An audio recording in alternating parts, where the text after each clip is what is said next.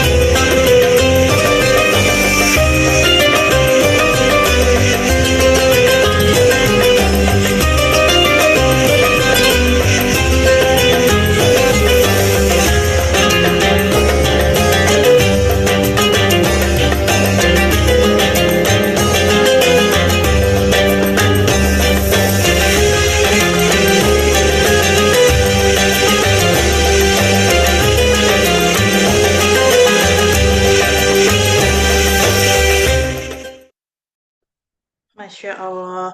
Assalamualaikum warahmatullahi wabarakatuh. Alhamdulillahirabbil alamin wa bihi nasta'inu ala umri waddin. Wassalatu wassalamu alaihi mursalin wa ala alihi wa ashabihi ajmain amma ba'du. Mari kita awali pagi ini dengan mengucap syukur kepada Allah Subhanahu wa taala karena atas limpahan rahmat dan karunia-Nya lah kita semua diberikan kesehatan, nikmat sehat, kemudian nikmat waktu untuk berkumpul dalam acara rutin kita gitu ya. Insya Allah dalam 20 hari Ramadan ini, dalam kajian subuh Ramadan, persembahan dari Ahwat Alatif. Salawat serta salam semoga tercurah limpahkan kepada junjungan kita, Nabi besar Muhammad Sallallahu Alaihi Wasallam. Izin teman-teman, perkenalkan saya Frista dari Ahwat Alatif yang insya Allah akan membersamai teman-teman semua pada hari ini.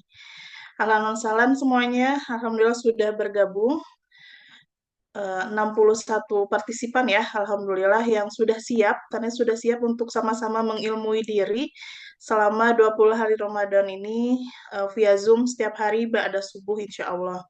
Baik, sebelum kita mulai, izin untuk mengingatkan kembali ya teman-teman terkait adab dalam bermajelis. Yang pertama, pastikan teman-teman yang sudah hadir sudah lurus niatnya karena Allah, kemudian sudah hadir tepat waktu, dan juga sudah bersiap dengan catatannya dan juga alat tulisnya begitu. Kemudian menggunakan nama Zoom yang jelas, kemudian juga mengaktifkan kameranya ya bagi yang memungkinkan agar kita nantinya dapat berinteraksi gitu. Kemudian juga menjaga adab berpakaian saat kamera aktif, kemudian fokus mendengarkan dan mencatat faedah ilmu, kemudian nanti ketika saat sesi tanya jawab dipersilahkan, teman-teman boleh ketik pertanyaannya di kolom chat dengan format nama, underscore domisili, kemudian underscore pertanyaan. Nah, selain itu, teman-teman juga bisa bersedekah di waktu subuh ini ya, sebelum kajiannya dimulai. Boleh dibantu oleh teman-teman panitia untuk bersedekah. Boleh dibantu dikirimkan QRIS-nya nanti di kolom chat. Insya Allah akan disampaikan oleh panitia di kolom chat ya, teman-teman untuk QRIS sedekah subuhnya. Baik, teman-teman, hari ini itu 17 Ramadan ya, betul ya? 17 Ramadan itu biasanya kita sering menyebutnya sebagai hari nuzul Quran gitu ya, dimana itu adalah momentum yang sangat agung gitu, momentum nuzul Quran, yang mana ini adalah momen yang tepat untuk kita untuk lebih berinteraksi lagi dengan kalamnya. Baik, mari sebelum kajian subuh ini dimulai, agar kita sama-sama mendapatkan keberkahan, mari kita simak bersama-sama pembacaan ayat suci Al-Quran yang insya Allah akan dibawakan oleh Teh Maudi. Teh Maudi sudah siap, Teh?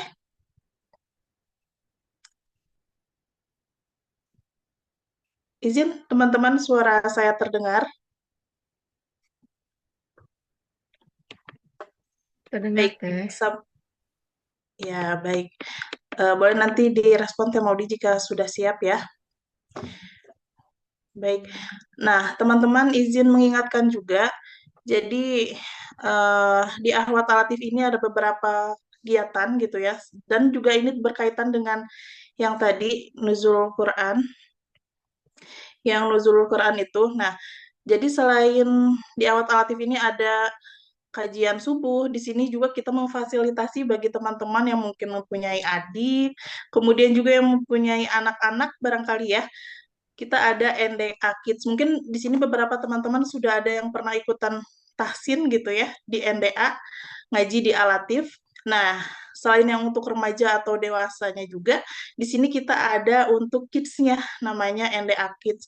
Nah, di situ nanti insya Allah untuk adik-adik kita gitu ya, untuk adik-adik, untuk anak-anak kita akan diajarkan terkait pembacaan Al-Quran, barangkali seperti itu. Dan juga alhamdulillahnya selain pembacaan Al-Quran yang menariknya itu di situ nanti akan ada kelas sirah nabawiyah dalam satu kali dalam sebulan seperti itu. Baik, izin konfirmasi lagi Teh Maudi apakah sudah tergabung?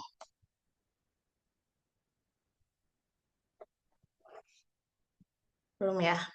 Baik, sambil menunggu ingin ini dong teman-teman boleh berinteraksi ya di kolom chat.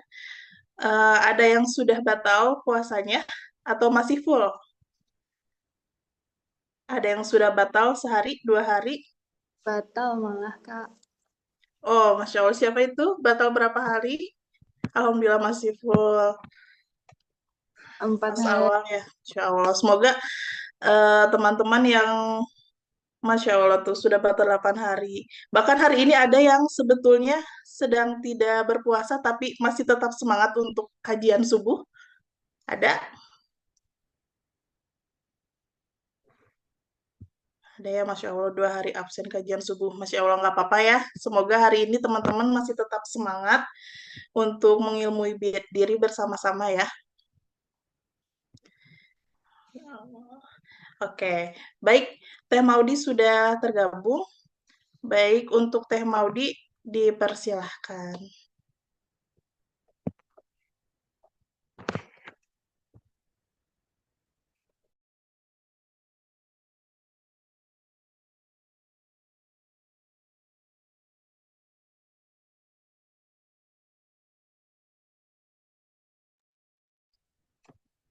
Bismillahirrahmanirrahim. Apakah suara aku udah terdengar? Jelas Teh, aman. Insya Allah. Bismillahirrahmanirrahim. Teteh silakan ya, boleh dibuka surat Ar-Ra'd ayat 26 sampai ayat 30.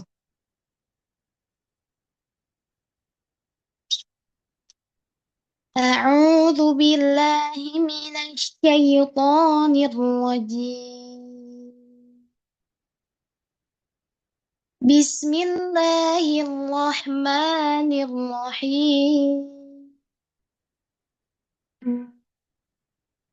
الله يبسط الرزق لمن يشاء ويقدر وفرحوا بالحياة الدنيا وما الحياة الدنيا في الآخرة إلا متاع ويقول الذين كفروا لولا أنزل عليه آية من ربه قل إن الله يضل من يشاء ويهدي إليه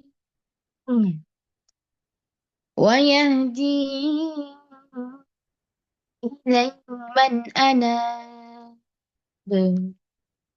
الذين آمنوا وتطمئن قلوبهم الذين آمنوا وتطمئن قلوبهم بذكر الله ألا بذكر الله تطمئن القلوب الذين آمنوا وعملوا الصالحات طوبى لهم وحسن مآب كذلك أرسلناك في أمة قد خلت من قبلها قد خلت من قبلها أمم لتتلو عليهم الذي أوحينا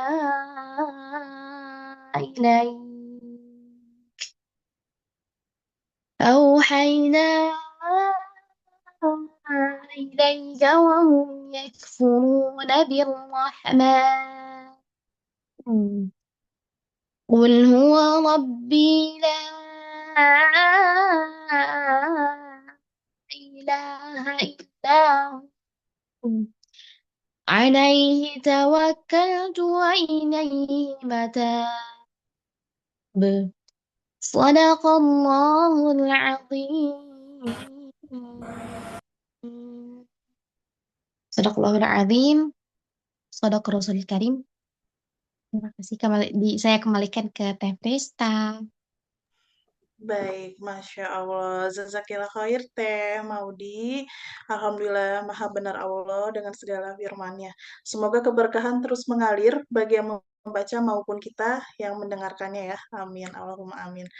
Alhamdulillah, tadi pembacaan ayat suci Al-Quran yang sudah. Insya Allah pada hari yang ke-17 Ramadan ini, kita akan sama-sama membahas materi yang sangat dalam nih teman-teman. Masya Allah udah ada yang tahu barangkali ya. Insya Allah nanti akan dibahas dengan tema terkait ketika jiwa lelah, siapa tempat kita bersandar. Masya Allah, kita sebagai perempuan gitu ya, sebagai akhwat, kadang sebetulnya kita tahu gitu, kemana sih kita harus bersandar, cuma kadang kita juga perlu diingatkan gitu ya. Insya Allah nanti juga akan dibawakan oleh pemateri kita. Izin spill dulu ya teman-teman. Beliau merupakan seorang wanita gitu ya, sudah jelas karena kita kajian subuh, Akhwat Alatif gitu. Kemudian beliau juga lulusan FMIPA dari IPB. Kemudian juga selain itu beliau menempuh pendidikan di Lesage College Internasional di bidang desain. Kemudian juga ini yang menarik, beliau juga mempelajari tentang psikologi Islam di IOU. Kemudian beliau juga dikenal sebagai founder Sekolah Bengkel Diri. Kemudian juga beliau seorang penulis dan juga beliau sedang berkarya ya sebagai marketing director di PT Undagi Inventif Praharja.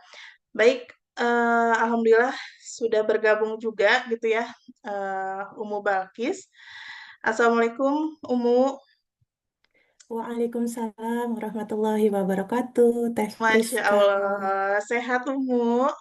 Alhamdulillah dalam kondisi sehat walafiat insyaallah. Masya Allah. Izin Umu, sebelum kita memulai kajian, biasanya kita ada sesi foto bersama dulu, Umu, Oke, Masya Allah. supaya ada kenang-kenangan gitu. Barangkali mungkin nanti kita bertemu secara offline ya, begitu Umu. Insya Allah, insya Allah. Baik teman-teman yang belum mengaktifkan kameranya, boleh diaktifkan. Kepada panitia, sudah siap? Ya, baik. Boleh diberikan senyum terbaiknya ya, begitu. Baik. 1, 2, 3. Baik. Slide selanjutnya. 1, 2, 3. Ya, baik. Slide selanjutnya. 1, 2, 3. Baik. Aman, teman-teman panitia? Sudah tercapture momen kebersamaan kita pada subuh pagi ini? Baik. Baik, insya Allah aman ya. Baik, kepada Umu, tafadhol Umu, dipersilakan. Baik, terima kasih. Izin Umu untuk share screen dulu ya, teman-teman Solihah. Sebentar.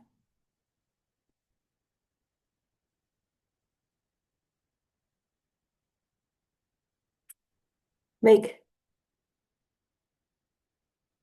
Bismillahirrahmanirrahim. Sebentar ya, Umu kondisikan. Baik, Assalamualaikum warahmatullahi wabarakatuh. Innal hamdalillah nahmaduhu wa nasta'inuhu wa nastaghfiruh wa na'udzu billahi min sururi anfusina wa min sayyiati a'malina. من يهد الله فلا مضل له ومن يضلله فلا هادي له أشهد أن لا إله إلا الله وأشهد أن محمدا عبده ورسوله لا نبي بعده.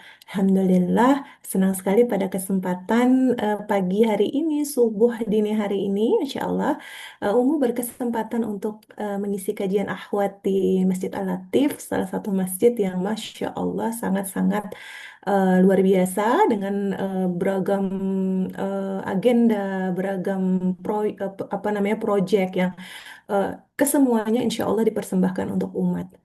Salawat dan salam semoga tercurah kepada Rasulullah Sallallahu Alaihi Wasallam beserta seluruh keluarga besar beliau, seluruh sahabat dan sahabiah yang membersamai perjuangan beliau, dan juga semoga kita semua yang terhimpun di dalam kajian subuh hari ini masuk ke dalam golongan umatnya yang kelak diperkumpulkan dengan beliau. Amin. Teman-teman salihah, pada kesempatan pagi hari ini, insya Allah, Umu akan membawakan satu topik yang menarik gitu ya. Kadang-kadang kita memang sudah tahu, tapi kita belum menemukan strong way-nya untuk menjangkarkan jiwa kita agar bersandar di tempat yang benar. Karena kalau kita salah bersandar gitu ya, itu fit impact-nya itu tidak sederhana, teman-teman. Impact-nya itu tidak hanya kita hanya galau dan lain-lainnya, tapi benar-benar hal tersebut bisa menggoyahkan keimanan maupun ikutan-ikutannya, termasuk semangat kita dalam beribadah, resiliensi kita menghadapi ujian dan lain-lainnya. Nah, insya Allah pada kesempatan subuh hari ini gitu ya, Umu akan mengangkat tema ini. Bismillah ya, kita mulai. Semoga Allah memberikan hikmah kebaikan pada hati kita, rahmatnya kebaikan di pagi hari ini pada kita semua. Amin. Baik, teman-teman solihah, teman-teman, Umu ingin kasih prolog dulu ya terkait eh, kenapa kok topik ini tuh relate gitu. Kenapa topik ini tuh relate dengan diri kita. Nah, teman-teman solihah, setiap manusia itu tanpa kecuali pernah sampai pada satu titik dalam hidupnya di mana ia tuh merasa lelah. Pasti nggak ada yang nggak pernah gitu, nggak ada yang nggak pernah lelah gitu ya. Nah, lelah bukan hanya pada tubuh yang terasa berat atau misalnya ya kecapean bekerja atau menjalani aktivitas sepanjang hari, nggak hanya demikian. Ada jenis kelelahan yang dia itu lebih deep, lebih sunyi, lebih dalam dan kadang-kadang susah dijelasin. Nah, kelelahan yang ini nih umumnya nggak kelihatan di wajah gitu ya. Tidak selalu terlihat dalam ekspresi, tetapi terasa seperti beban yang diam-diam itu menekan dada gitu.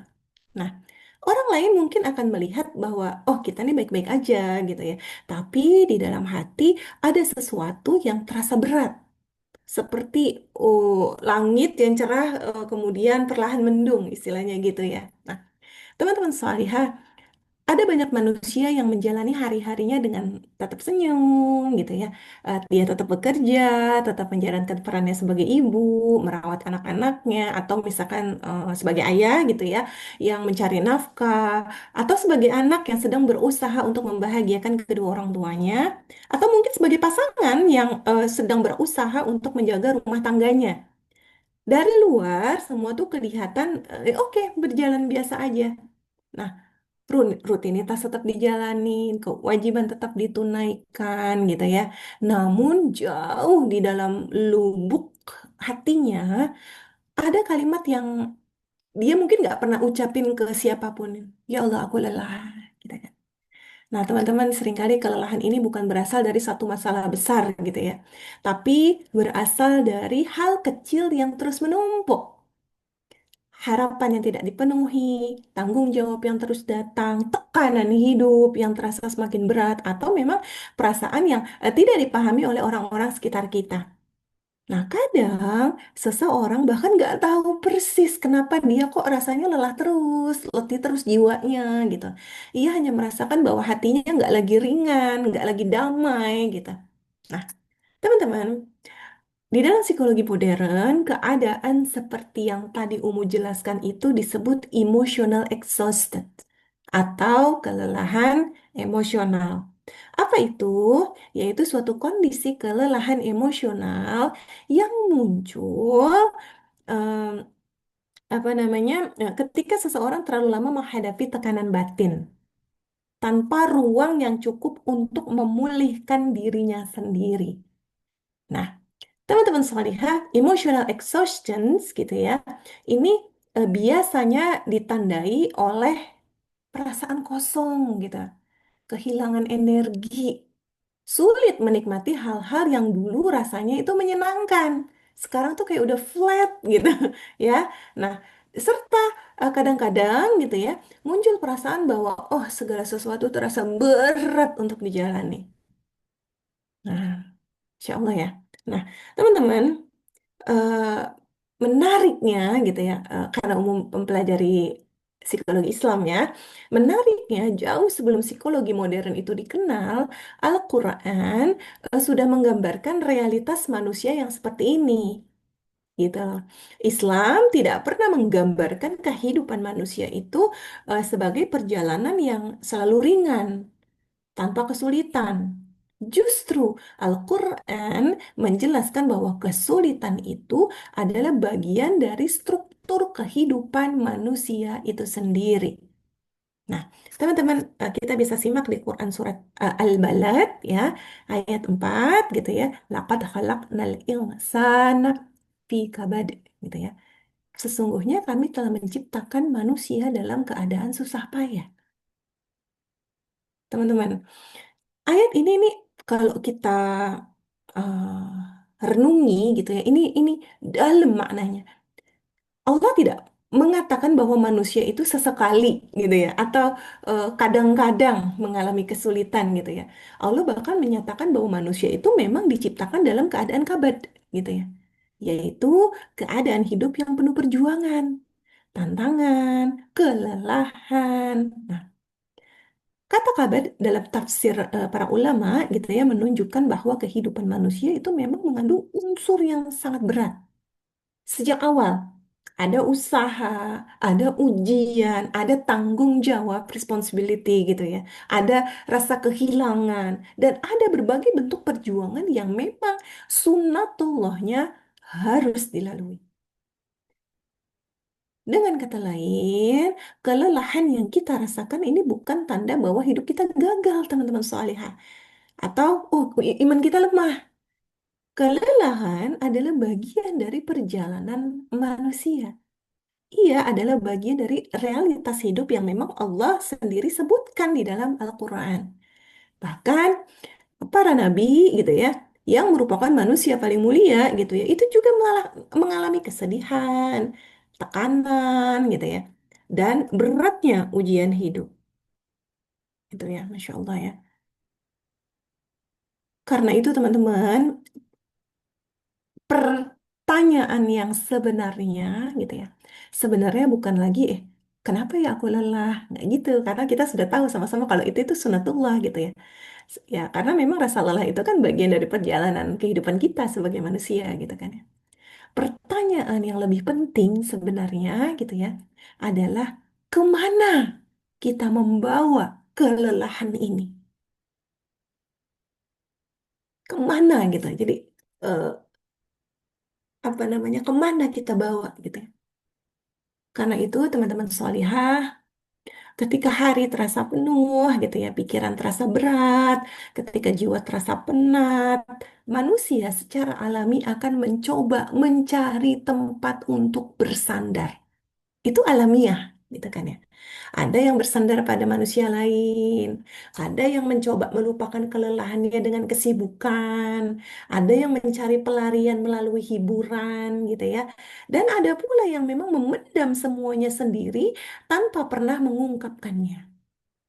Namun eh, Islam sendiri mengajarkan ada satu pertanyaan yang jauh lebih mendalam gitu kan ya. Ketika jiwa lelah, kepada siapa kita bersandar? Nah, impact dari pertanyaan ini adalah apakah kita bersandar pada manusia yang juga rapuh seperti kita gitu ya? Atau apakah kita bersandar kepada dunia gitu ya yang selalu berubah-ubah gitu ya? Atau kita bersandar kepada Allah, satu-satunya tempat bergantung yang tidak pernah mengecewakan hambanya. Nah, pertanyaan inilah yang akan kita renungkan bersama, karena memang dalam perjalanan hidup yang panjang ini, manusia tidak selalu bisa menghindari kelelahan, tapi manusia selalu bisa memilih kemana ia membawa lelahnya, kepada siapa dia bersandar. Nah, kira-kira begitu. Itu sebab eh, Umu kasih prolog dulu, kadang-kadang kita udah judgment pada diri kita kan ya. Kayaknya aku kurang iman deh lelah mulu gitu ya. Kok kayaknya aku sial deh hidupnya capek mulu. That's sunatullah. Itu memang sudah Allah eh, explain dalam Al-Quran. Kira-kira gitu. Ya, semoga ini membongkar mindset kita di awal, karena kalau kita tidak menerima kelelahan kita, kita akan sulit mencari sandarannya. Kadang-kadang kita denying kalau kita sebenarnya sedang lelah, gitu. Akui, ya Allah, hamba lelah. Tapi pertanyaannya adalah ketika kita lelah, kepada siapa kita bersandar? Itu yang lebih important, yang lebih penting, yang insya Allah akan kita bahas dalam kajian kita pagi hari ini. Nah, Umu sedikit bahas dulu juga ya dari sisi psikologi Islam gitu ya. Mengapa jiwa manusia itu bisa lelah gitu ya? Kenapa sih gitu? Apa yang menyebabkan kok kita tuh bisa lelah gitu? Kita kenapa nggak kayak malaikat aja gitu ya? Gitu ya? Atau kenapa kita tuh gampang lelah? Nah, ini Umu akan coba explain ke teman-teman terkait mengapa jiwa manusia tuh bisa lelah. Oke. Teman-teman, sebelum membahas kelelahan jiwa, em, apa namanya, kita perlu pahami terlebih dahulu bahwa Islam itu memandang manusia dalam psikologi modern. Manusia itu sering dijelaskan eh, kalau di psikologi apa namanya modern yang eh, apa namanya istilahnya sekuler gitu ya, manusia itu sering dijelaskan hanya sebagai makhluk biologis yang memiliki tubuh dan pikiran gitu kan ya. Nah, namun dalam psikologi Islam manusia itu dipahami sebagai makhluk yang memiliki struktur batin yang lebih dalam dan lebih kompleks. Nah, para ulama gitu ya menjelaskan bahwa manusia itu sendiri terdiri dari beberapa struktur utama yang saling berkaitan satu sama lain. Yang pertama adalah jasad, tubuh gitu ya. Yaitu fisik kita nih. Perut, tangan gitu ya. Fisik yang kita gunakan untuk menjalani kehidupan dunia kita. Nah, tubuh memiliki kebutuhan dasar seperti makan, minum, tidur, istirahat, yang jika tubuh itu terlalu lelah atau tidak terurus, maka manusia juga akan merasakan dampaknya secara emosional. Nah, ini. Yang kedua, unsur apa lagi? Ruh gitu. Ruh ini adalah unsur kehidupan gitu ya. Yang Allah tiupkan dalam diri manusia gitu ya. Ruh ini berasal memang dari perintah Allah yang merupakan sumber kehidupan manusia itu sendiri gitu ya. Nah, eh, ini terkait dengan ruh ya teman-teman. Ini ada landasan syariatnya gitu ya di Quran surat Al-Isra ayat 85. Wa yas'alunaka 'anir ruh kulir ruhu minal amri rabbi wa ma utitum minal ilmi illa qalila. Dan mereka bertanya kepadamu Muhammad tentang roh. Katakanlah, roh itu termasuk urusan Rabbku. Sedangkan kamu diberi pengetahuan hanya sedikit. Jadi memang knowledge kita terhadap roh itu sedikit ya.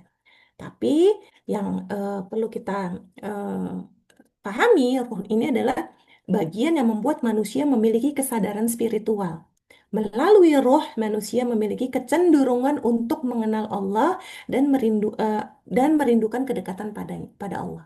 Jadi ruh itu pada dasarnya semua baik, semua memiliki potensi tauhid yang kokoh. Jadi setiap kita ruhnya baik. Nah, permasalahannya yang membedakan ini nafs dan qalbnya. Nah, nafs itu apa? Nafs itu adalah dorongan, ya, sisi jiwa yang berkaitan dengan dorongan, emosi, kecenderungan manusia. Nah, nafs ini bisa mendorong manusia pada kebaikan, tapi juga bisa menyeret manusia pada kelemahan atau keburukan gitu, kezaliman kalau memang tidak diarahkan dengan benar. Karenanya memang Al-Quran menyebutkan bahwa nafs sendiri gitu ya, ada beberapa kondisi gitu kan ya, ada nafs amarah, nafs lawamah, nafs al-mutmainnah. Jadi memang kondisi nafs kita itu beda-beda. Ada yang memang selalu apa namanya eh, nggak peduli lagi terhadap eh, hal zolim gitu ya. Dia melakukan hal buruk juga dia nggak ada rasa bersalah. Atau ada nafs al-lawamah yang dia itu kadang-kadang masih berbuat buruk, ada dorongan berbuat buruk tapi kemudian menyesal. Kemudian taubat. Tapi ada yang memang udah mutmainnah, mereka nafsnya itu cenderung pada hal-hal yang baik gitu kan ya. Nah, ini beda, yang membedakan kita. Jadi ruhnya semua orang itu baik, tapi nafsnya, dorongannya itu eh, ada beragam kondisi kalau para ulama menjelaskan. Nah, teman-teman salihah, unsur yang keempat adalah kolbu, ya. Apa itu kolbu? Kolbu itu hati gitu ya. Nah, dalam pandangan Islam, kolbu ini eh, bukan hanya pusat emosi, tetapi juga pusat kesadaran spiritual manusia. Qalb adalah tempat di mana iman, tempat munculnya niat, gitu ya, serta juga merupakan tempat manusia merasakan kedekatan dengan Allah. Nah, kondisi qalb kita tuh beda-beda. Ada hati yang sakit, ada hati yang mati, ada juga qalbun salim, hati yang selamat, yang selalu dekat dengan Allah. Nah, ini jantungnya kondisi kita sebenarnya qalb ini. Ya, ini ada hadis gitu ya. Ketahuilah bahwa dalam tubuh ada segumpal daging. Jika ia baik, maka baiklah seluruh tubuhnya, gitu kan ya. Jika ia rusak, maka rusaklah seluruh tubuhnya. Ketahuilah bahwa itu adalah hati. Nah, teman-teman, ini apa namanya struktur tubuh kita harus memahami diri kita dulu, kita harus kenalan sama diri kita supaya kita bisa menemukan formulasi yang tepat supaya kalau kita lelah itu harus gimana tubuh kita nurut istilahnya gitu. Nah, teman-teman, ketika empat unsur tadi berlangsung secara seimbang ya, jasad, ruh, nafs, qalb gitu ya. Ketika unsur-unsur tadi itu berada dalam keadaan seimbang, manusia insya Allah akan merasakan ketenangan dalam hidupnya. Namun, ketika salah satu unsur mengalami tekanan atau kehilangan keseimbangan, nah, maka dari situ jiwa manusia mulai merasakan kelelahan. Jadi, kalau kita bahas dari psikologi Islam, penyebab lelah itu sebenarnya bukan hanya sekedar kecapean kerja. Enggak, bisa jadi memang struktur yang empat tadi itu something wrong di salah satunya. Nah, kelelahan jiwa seringkali muncul bukan hanya karena satu masalah besar, tapi umumnya gitu ya, seringnya terjadi karena banyak tekanan kecil yang menumpuk secara perlahan. Nah, para ulama menjelaskan bahwa ada beberapa sebab utama yang sering membuat manusia menjadi lelah. Nah, apa aja? Ini Umu akan jelaskan ada tiga gitu ya. Yang pertama adalah beban kehidupan. Ini salah satu penyebab kenapa jiwa itu lelah gitu ya. Sebenarnya banyak, tapi Umu akan bahas tiga. Yang pertama adalah beban kehidupan. Nah, teman-teman, hidup manusia kita sama-sama paham ya, kan memang penuh tanggung jawab. Sejak seorang dilahirkan hingga akhir hidupnya, ia akan menjalani berbagai peran yang berbeda.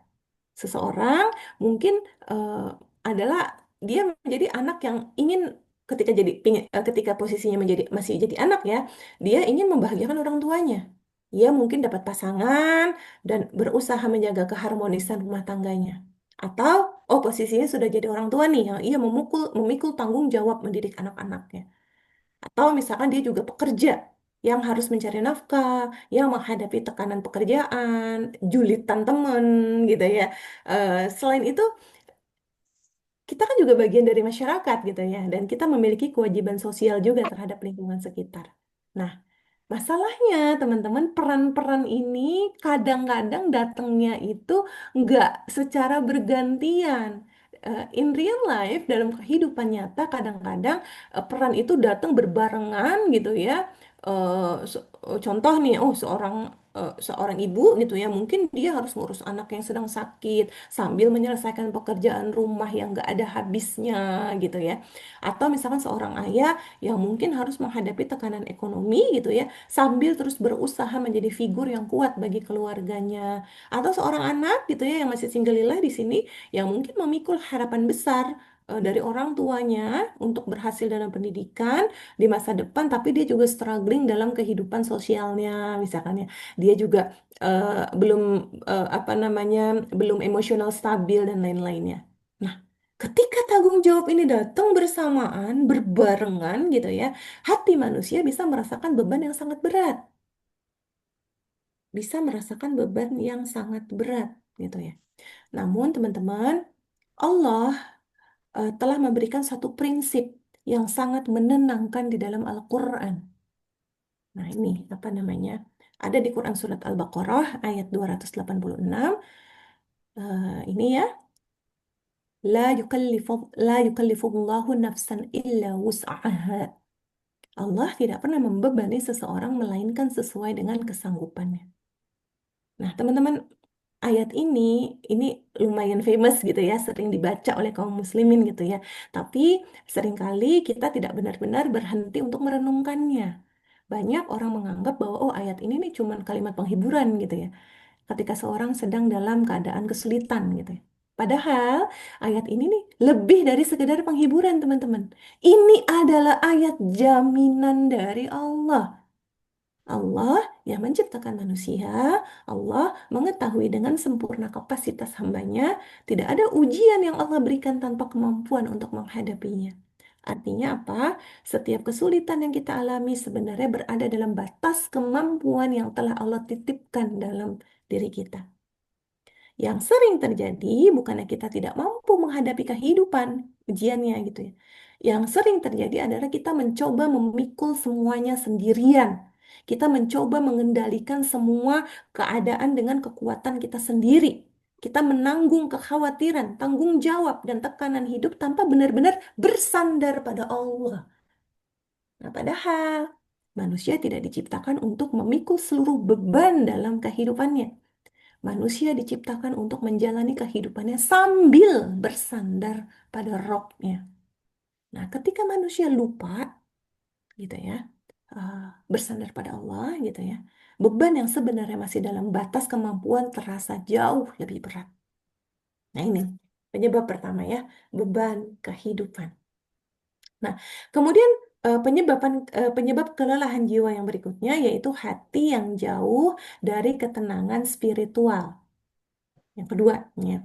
Teman-teman, selain tekanan hidup gitu ya, salah satu penyebab terbesar kelelahan jiwa adalah kekosongan spiritual atau dalam psikologi modern keadaan ini sering disebut sebagai spiritual emptiness gitu ya istilahnya. Yaitu kondisi ketika seseorang merasa ada di dalam ruang kosong gitu ya, di dalam dirinya yang nggak keisi gitu ya. Nah, teman-teman, seorang seorang seseorang dari kita gitu ya, manusia gitu ya, mungkin memiliki kehidupan yang dari luar tuh perfect, baik gitu ya, sempurna gitu ya. Ia punya kerjaan, keluarga, aktivitas berjalan normal gitu ya. Namun di dalam hatinya ia tidak benar-benar merasa tenang. Ada perasaan gitu ya, seolah sesuatu yang penting tuh hilang dalam kehidupannya. Nah, hal ini sering terjadi, teman-teman, ketika kehidupan manusia terlalu sibuk dengan urusan duniawi. Sedikit sekali ruang yang diberikan untuk hubungan pada Allah. Nah, kita sudah belajar yang 4 komponen tadi. Hati manusia, kolbu manusia memiliki kebutuhan yang berbeda dengan jasmaninya, tubuh. Kalau tubuh iya butuh makanan, minuman, istirahat, tapi kolbu kita membutuhkan sesuatu yang jauh lebih dalam, yaitu connection with God gitu ya istilahnya, atau hubungan dengan Allah. Nah, karenanya Allah sudah menjelaskan di Al-Quran, di Quran Surat Ar-Ra'd ayat 28 ya. Ala bidzikrillah tatma'innul qulub gitu ya. Ketahuilah, dengan mengingat Allah, hati menjadi tenang. Nah, teman-teman, ayat ini enggak, ini Masya Allah ya, Quran Surat Ar-Ra'd ayat 28 ini memiliki makna yang sangat deep menurut umum ya, sangat dalam gitu ya. Bahkan jika kita lihat dari sudut pandang psikologi gitu ya, Allah tidak mengatakan bahwa ketenangan hati itu datang dari eh, wealthy gitu ya, apa kekayaan, atau dari social status gitu ya, status sosial, atau pengakuan manusia gitu ya, validasi gitu ya. Allah tidak mengatakan bahwa hati akan tenang ketika seseorang memiliki semua yang ia inginkan di dunia. Allah dengan jelas menyebutkan di Quran Surat Ar-Ra'd ayat 28 ini bahwa ketenangan manusia itu, hatinya tenang, itu datang dari zikrullah, mengingat Allah. Nah, teman-teman, ini menunjukkan bahwa hati manusia, kolbu manusia itu memiliki kebutuhan spiritual yang tidak dapat digantikan dengan apapun di dunia. Seseorang bisa saja kaya raya gitu ya, kehidupannya luar biasa, duniawinya, tapi hubungan dengan Allahnya lemah, hatinya terasa kosong. Sebaliknya, seseorang yang mungkin memiliki kehidupan sederhana, tapi hatinya dekat dengan Allah, seringkali memiliki ketenangan yang tidak dimiliki oleh banyak orang. Karenanya, para ulama menjelaskan bahwa zikir itu bukan hanya ibadah, tapi juga terapi jiwa. Karena Karena apa gitu ya? Karena ketika seseorang mengingat Allah, membaca Al-Quran, berdoa, atau bermunajat kepadanya, hatinya perlahan kembali pada keadaan yang tenang. Nah ini apa namanya? eh, Sebab kedua ya, hati yang jauh dari ketenangan spiritual. Nah, yang ketiga, harapan yang terlalu besar kepada manusia. Ini sering menjadi sumber kelelahan jiwa. Masya Allah. Nah, teman-teman salihah, manusia secara alami memang membutuhkan hubungan dengan orang lain ya. Kita berharap pasangan kita tuh apa namanya? Peka gitu ya, memahami perasaan kita. Kita berharap teman kita mendukung kita. Kita berharap keluarga selalu mengerti kondisi kita. Kita berharap dunia memperlakukan kita dengan adil. Namun, permasalahannya, manusia itu punya keterbatasan. Manusia bisa berubah, manusia bisa lupa, manusia juga bisa salah paham gitu ya. Manusia juga memiliki kelemahan dan keterbatasan dirinya sendiri. Nah, ketika seseorang menggantungkan kebahagiaan hatinya sepenuhnya kepada manusia, ia seringkali akan mengalami kekecewaan, teman-teman. Harapannya terlalu besar kepada manusia. Dan ini kadang-kadang bisa berubah menjadi kelelahan ketika realitasnya itu tidak sesuai dengan yang dia harapkan. Nah, para ulama sering mengingatkan satu kalimat nih ya, ini menurut umum ini Masya Allah ya. Siapa yang menggantungkan hatinya pada manusia, ia akan lelah. Nah, kalimat ini bukan berarti manusia tidak boleh mencintai atau mempercayai orang lain. Kita kita sama-sama paham ya bahwa Islam tidak pernah mengajarkan manusia untuk hidup soliter, istilahnya sendirian gitu ya, menyendiri gitu ya, tanpa hubungan dengan siapapun, nggak dibenarkan juga.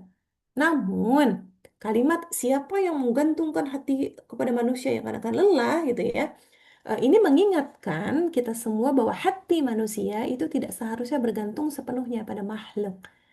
Karena itu tadi, manusia selalu punya keterbatasan. Sementara Allah tidak pernah berubah, tidak pernah lupa, tidak pernah meninggalkan hambanya. Ketika hati bersandar kepada manusia, ia mudah rapuh, teman-teman. Namun ketika hati bersandar kepada Allah, ini menemukan, seolah-olah kita tuh menemukan tempat bergantung yang tidak pernah runtuh. Nah, kira-kira itu ya penjelasan kenapa jiwa manusia bisa lelah ya Gimana teman-teman sampai sampai sini dulu paham? Kalau paham boleh kasih jempolnya di kolom komentar ya atau reaction. Kalau teman-teman paham apa namanya penyebab kelelahan jiwa ya. Sekaligus tentang unsur komposisi kita ya empat tadi. Kalau ada yang kalau sudah paham boleh kasih jempol di kolom chat atau di reaction supaya Umu tahu teman-teman menyimak dan paham dan Umu nggak kecepetan gitu ya. Eh, Insya Allah paham ya. Insya Allah paham. Baik, teman-teman solihah, kita lanjut ya. Kita lanjut ke sebentar. Nah, ini tadi udah. Nah, ini kita lanjut ke pembahasan berikutnya bahwa para para nabi gitu ya pun pernah lelah. Nah, teman-teman solihah, seringkali manusia tuh memiliki bayangan gitu ya, yang mindset yang keliru tentang keimanan. Sebagian orang gitu ngira kalau orang yang beriman, yang imannya kuat gitu ya, itu nggak pernah ngerasa sedih, nggak pernah ngerasa lelah secara emosional gitu ya, dan selalu berada dalam keadaan tenang tanpa guncangan gitu ya. Nah, gambaran seperti ini sebenarnya tidak sesuai dengan kenyataan yang Allah tunjukkan di dalam Al-Quran. Teman-teman salihah, Islam tidak pernah mengajarkan bahwa iman itu berarti meniadakan perasaan manusia. Kesedihan, kerinduan, kehilangan, kelelahan. Nah, nggak begitu, karena apa? Itu semua adalah bagian dari pengalaman manusia, kan? Bahkan, sekelas para nabi pun yang merupakan manusia paling mulia, paling dekat dengan Allah, paling kuat keimanannya, juga pernah merasakan tekanan batin dan kesedihan yang sangat dalam. Hal ini penting kita pahami karena banyak orang merasa bersalah ketika hatinya terasa berat. Mereka mengira gitu ya bahwa kesedihan adalah tanda kelemahan iman. Padahal memang Al-Quran justru menunjukkan bahwa kesedihan itu adalah bagian dari perjalanan kehidupan manusia. Dan yang paling penting bukan menghilangkan emosi itu sendiri, melainkan kepada siapa emosi itu diarahkan. Nah, kira-kira demikian. Nah, ini Umu coba angkat kisah Nabi Yakub ya. Salah satu kisah yang paling menyentuh tentang kesedihan di dalam Al-Quran adalah kisah Nabi Yakub ketika kehilangan putranya. Nah, kehilangan Nabi Yusuf gitu ya. Nah, Nabi Yakub ini tidak kehilangan Yusuf hanya untuk beberapa hari atau beberapa bulan. Ia kehilangan putranya selama bertahun-tahun gitu ya, tanpa mengetahui apakah anaknya gitu ya Yusuf ini masih hidup atau sudah meninggal gitu kan ya. Bayangin beratnya keadaan seorang ayah yang sangat mencintai anaknya tetapi tidak mengetahui nasib anaknya gitu ya. Nah, setiap hari gitu ya Nabi Yakub selalu berjuang dengan sesuatu yang ketidakpastian. Dan setiap malam mungkin dipenuhi dengan kerinduan yang nggak terucap gitu ya. Sampai-sampai digambarkan oleh Al-Quran gitu ya, kesedihan Nabi Yakub dengan kalimat yang sangat strong, dengan firman Allah yang sangat strong. Ada di Quran Surat Yusuf ayat 84. Kedua matanya menjadi putih karena sedih. Bayangin nggak? Selelah apa? Sesedih apa Nabi Yakub. Gitu ya. Nah, para ulama tafsir menjelaskan bahwa maksud ayat di Quran Surat Yusuf ayat 84 ini adalah Nabi Yakub menangis begitu lama hingga penglihatannya menjadi lemah. Bayangin, ya luar biasa gitu. Ini Nabi loh, gitu. Imannya Masya Allah loh, dekat loh dengan Allah. Tapi seperti ini. Ini adalah gambaran kesedihan yang sangat dalam dan sangat manusiawi. Kesedihan itu bukan sekedar perasaan yang lewat, tapi kesedihan yang tinggal di hati selama bertahun-tahun. Nah, namun menariknya teman-teman, teman-teman salihah, di kisah ini bagaimana Nabi Yakub menghadapi kesedihannya itu yang penting. Bagaimana Nabi Yakub menghadapi kesedihan ini dijelaskan di Quran Surat Yusuf ayat 86. Ya, sesungguhnya aku hanya mengadukan kesedihanku dan kegelisahanku pada Allah. Perhatikan teman-teman kalimat ini, Nabi Yakub tidak berkata bahwa ia tidak sedih. Ia tidak berkata bahwa ia kuat dan tidak merasakan apapun gitu. I'm strong gitu. Enggak, tidak faking, tidak tidak pura-pura kuat gitu ya. Nabi Yakub tidak menutupi emosinya, teman-teman salihah, dengan berpura-pura tegar gitu ya. Beliau mengakui kesedihannya. Namun, beliau memilih satu tempat untuk membawa kesedihannya itu siapa? Kepada Allah.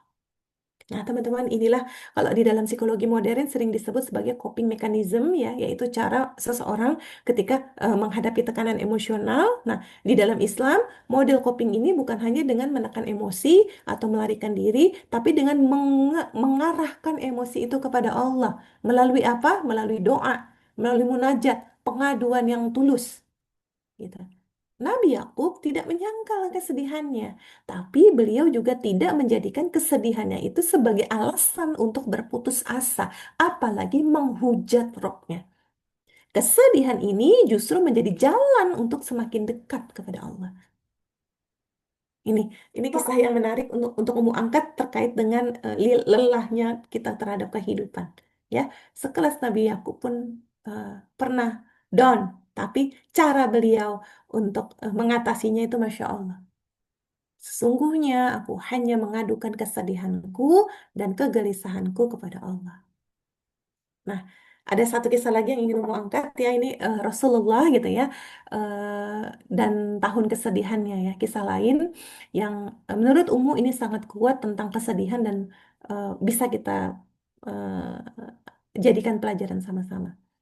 Nah, teman-teman, adalah pengalaman Rasulullah Shallallahu Alaihi Wasallam pada sebuah periode yang kita kenal dalam sejarah Islam sebagai Amul Huzn gitu ya, atau tahun kesedihan. Nah, dalam satu periode yang hampir bersamaan di Amul Huzn itu, Rasulullah kehilangan dua orang yang sangat penting dalam kehidupan beliau. Yang pertama istri beliau Khadijah binti Khuwailid gitu ya, istri beliau yang setia menemani beliau sejak awal dakwah gitu ya.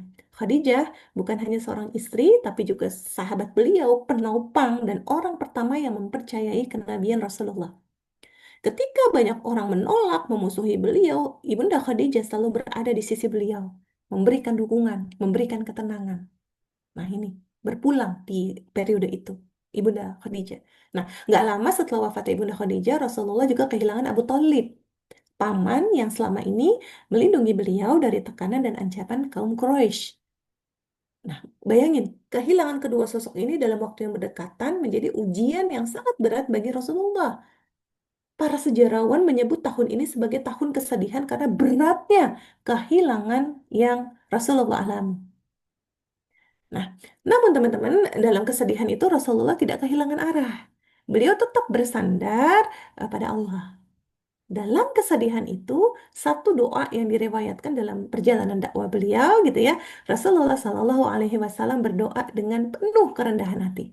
Ya Allah, kepadamu aku mengadukan kelemahanku, sedikitnya dayaku, dan hinanya aku di hadapan manusia. Ini dibukukan di hadis riwayat Tabrani. Masya Allah. Teman-teman, doa ini kan deep ya, sangat dalam maknanya. Rasulullah Shallallahu Alaihi Wasallam manusia yang paling kuat imannya, tapi juga mengakui bahwa beliau memiliki kelemahan sebagai manusia. Beliau tidak menyembunyikan rasa berat yang beliau rasakan. Beliau justru membawa itu semua kepada Allah. Mirip-mirip dengan Nabi Yakub tadi ya. Dari sini kita belajar kan teman-teman bahwa satu hal yang sangat penting itu mengakui bahwa kita lemah itu bukan tanda iman kita lemah. Mengakui bahwa kita lelah itu bukan tanda bahwa kita gagal sebagai manusia. Justru kerendahan hati untuk berkata, "Ya Allah, aku lelah, aku lemah, aku membutuhkan pertolonganmu." Itu adalah tanda hati kita ini jujur terhadap kepada Rob kita. Para nabi tidak pernah menutupi perasaan mereka di hadapan Allah. Mereka membawa semua kesedihannya, kegelisahannya, kelelahannya kepada Allah. Karena mereka mengetahui bahwa hanya Allah yang mampu menenangkan hati yang sedang terluka, terguncang, goyah, gitu ya. Disinilah letak pelajaran besar bagi kita semua, gitu ya, bahwa kesedihan itu bukan sesuatu yang harus disangkal. Kelelahan jiwa bukan sesuatu yang harus kita sembunyikan dari Allah. Yang penting adalah kemana kita membawa kelelahan itu. Ketika kesedihan dibawa kepada manusia, ia sering berakhir dengan kekecewaan. Gitu kan. Tapi kalau kita bawa pada Allah, ia bisa mengubah sedih tadi, lelah tadi menjadi ketenangan dan hope, harapan. Kira-kira demikian ya. Sampai sini paham? Ada boleh kasih jempol lagi supaya teman-teman paham dari siroh yang Umu sampaikan bahwa yes, eh, kita semua manusiawi. Boleh kasih jempol di kolom komentar kalau teman-teman paham terkait dengan apa yang Umu sampaikan di siroh ini ya. Bahwa yes, kita ini manusiawi, merasa lelah, merasa sedih, dan lain-lainnya. Ya, insya Allah ya. Semoga apa yang Umu sampaikan paham. Baik, kita masuk ke part berikutnya yaitu kepada siapa kita bersandar. Nah, teman-teman solihah, eh, ketika jiwa manusia berada dalam kondisi lelah gitu ya, secara naluriah kan tadi Umu sudah sampaikan kita akan mencari tempat untuk bersandar. Nah, hati manusia itu tidak diciptakan untuk menanggung tekanan sendirian. Tadi kita sudah bahas ya. Di dalam fitrahnya, manusia selalu mencari sesuatu yang dapat menenangkan batinnya, jiwanya, dan mengurangi beban yang ia rasakan. Nah, karena itu teman-teman, ketika seseorang berada dalam keadaan tekanan atau lelah secara emosional, ia biasanya akan mencari berbagai cara untuk meredakan perasaannya gitu ya. Ada yang bersandar pada manusia, berharap ada seseorang yang memahami seluruh isi hatinya. Ada pula yang tadi ya Mus sudah jelasin nyari hiburan gitu ya, mengisi waktunya dengan nonton, healing jalan-jalan atau aktivitas lain yang membuat eh, pikirannya teralihkan ya, berkebun, apapun hobinya gitu ya. Ada juga yang pelariannya adalah dengan menenggelamkan dirinya pada semakin sibuk, dia sibukin dirinya gitu ya, supaya nggak memikirkan beban kelelahan jiwanya. Nah, semua ini menunjukkan bahwa manusia memang membutuhkan tempat bersandar, teman-teman. Namun masalahnya adalah tidak semua tempat bersandar benar-benar mampu menenangkan jiwa kita. Manusia bisa berubah, hiburan hanya menenangkan sementara gitu kan. Kesibukan seringkali hanya justru apa menambah, bukan menyembuhkan malah nambah rasa lelah gitu ya. Karena itu, Islam tidak hanya mengakui bahwa manusia membutuhkan sandaran, tapi juga mengarahkan kemana sandaran itu seharusnya diarahkan. Nah, teman-teman, di dalam ajaran Islam terdapat beberapa jalan gitu ya, beberapa jalan yang memang Allah bukakan agar manusia itu dapat kembali menemukan ketenangannya. uh, Jalan ini bukan sekedar ritual ibadah gitu ya, tapi juga sebagai bentuk terapi spiritual dan psikologis yang menjaga keseimbangan unsur-unsur kita tadi, yang empat itu. Ya, nah ada empat yang ini ingin Umu sampaikan terkait dengan how-nya, bagaimana mengarahkannya. Kita harus bersandar pada siapa, ada empat. Ini kita bisa jadikan panduan insya Allah ya. Kalau kita lagi lelah, kita lagi sedih, what should we do gitu ya, apa yang harus kita lakukan. Ada empat, eh, ada empat exit plan yang Umu tawarkan kepada teman-teman gitu ya. Ini digali dari ilmu insya Allah. Yang pertama apa? Yang pertama adalah bersandar kepada Allah, tawakal. Ini, teman-teman bisa melakukan ini kalau teman-teman sedang lelah-lelahnya gitu ya. Karena apa? Tempat bersandar yang paling utama bagi seorang mukmin adalah Allah. Di dalam Al-Quran, Allah menegaskan bahwa siapapun yang benar-benar menyerahkan urusannya kepadanya akan mendapatkan kecukupan darinya. Ini Allah berfirman di Quran Surat At-Tolak ya, ayat 3, barang siapa bertawakal kepada Allah, maka Allah akan mencukupinya. Nah, permasalahannya, teman-teman salihah, tawakal seringkali disalahpahami sebagai sikap pasrah tanpa usaha. Nah, padahal tawakal itu bukan berarti berhenti berusaha atau menyerah pada keadaan. Tawakal adalah keadaan hati kita yang bersandar kepada Allah bersamaan dengan melakukan ikhtiar yang terbaik, gitu ya. Nah, seorang mukmin tetap bekerja, tetap berusaha menyelesaikan masalahnya, tetap melakukan langkah-langkah yang diperlukan, namun di dalam hatinya ia tidak bergantung sepenuhnya kepada usaha itu. Ia menyadari bahwa hasil akhir segala usaha itu berada di dalam wilayah ketentuan Allah. Nah, kesadaran ini memberikan dampak yang besar pada ketenangan jiwa. Jadi kalau dalam perspektif psikologi, sikap tawakal ini dapat mengurangi kecemasan karena seseorang tidak lagi merasa bahwa seluruh hidupnya berada di bawah kendali diri dia. Ia memahami bahwa ada kekuasaan yang lebih besar yang mengatur segala sesuatunya. Nah, ketika seseorang benar-benar bertawakal, ia menyadari bahwa kehidupan berada dalam pengaturan Allah. Kesadaran ini melahirkan rasa aman karena ya ia tahu bahwa Rob yang mengatur hidupnya adalah Rob yang maha mengetahui, maha bijaksana, maha penyayang. Di situ tumbuh ketenangan. Ini ya, yang pertama bersandar kepada Allah. Kemudian yang kedua, bersandar kepada sholat kita. Ya, ini selain tawakal, Allah juga mengajarkan satu jalan lain untuk menghadapi tekanan hidup gitu ya, yaitu melalui sholat. Ada di Quran Surat Al-Baqarah ayat 45, mintalah pertolongan dengan sabar dan sholat gitu ya. Masya Allah nih ayat ini menunjukkan bahwa oh sholat bukan hanya kewajiban ibadah, tapi juga sarana untuk mencari pertolongan dari Allah.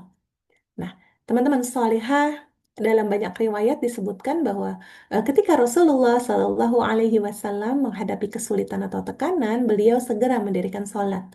Para sahabat memahami bahwa sholat bagi Rasulullah adalah tempat kembali ketika hatinya sedang berat. Nah, kalau dilihat dari sudut pandang psikologis ya teman-teman, sholat memiliki unsur-unsur yang sangat menenangkan bagi jiwa manusia. Di dalam sholat terdapat gerakan tubuh teratur, ada bacaan zikir yang mengingatkan manusia kepada Allah, ada momen keheningan ketika seseorang berdiri di hadapan Rabb-Nya, ada sujud, posisi ketika seorang hamba menundukkan dirinya sepenuhnya pada Allah gitu ya. Uh, Sujud ini kan simbol kerendahan hati ya, pengakuan bahwa hanya Allah yang memiliki kekuasaan pada hidup kita, gitu kan ya. Nah, semua unsur ini memberikan efek yang menenangkan bagi jiwa jika khusyuk, gitu kan ya. Nah, fokus khusyuk dalam sholat membantu pikiran keluar dari tekanan yang terus berputar. Zikir yang dibacakan dalam sholat mengarahkan hati kita pada Allah. Gerakan yang dilakukan dengan teratur membantu tubuh dan pikiran kembali ke keadaan jadi sadar gitu ya, yang lebih stabil. Karena itu teman-teman, sholat itu bukan cuman ritual ibadah, tapi juga menjadi cara Islam membantu manusia meregulasi emosinya. Ini, Masya Allah, bersandar pada sholat. Yang kedua. Yang ketiga, bersandar pada zikir.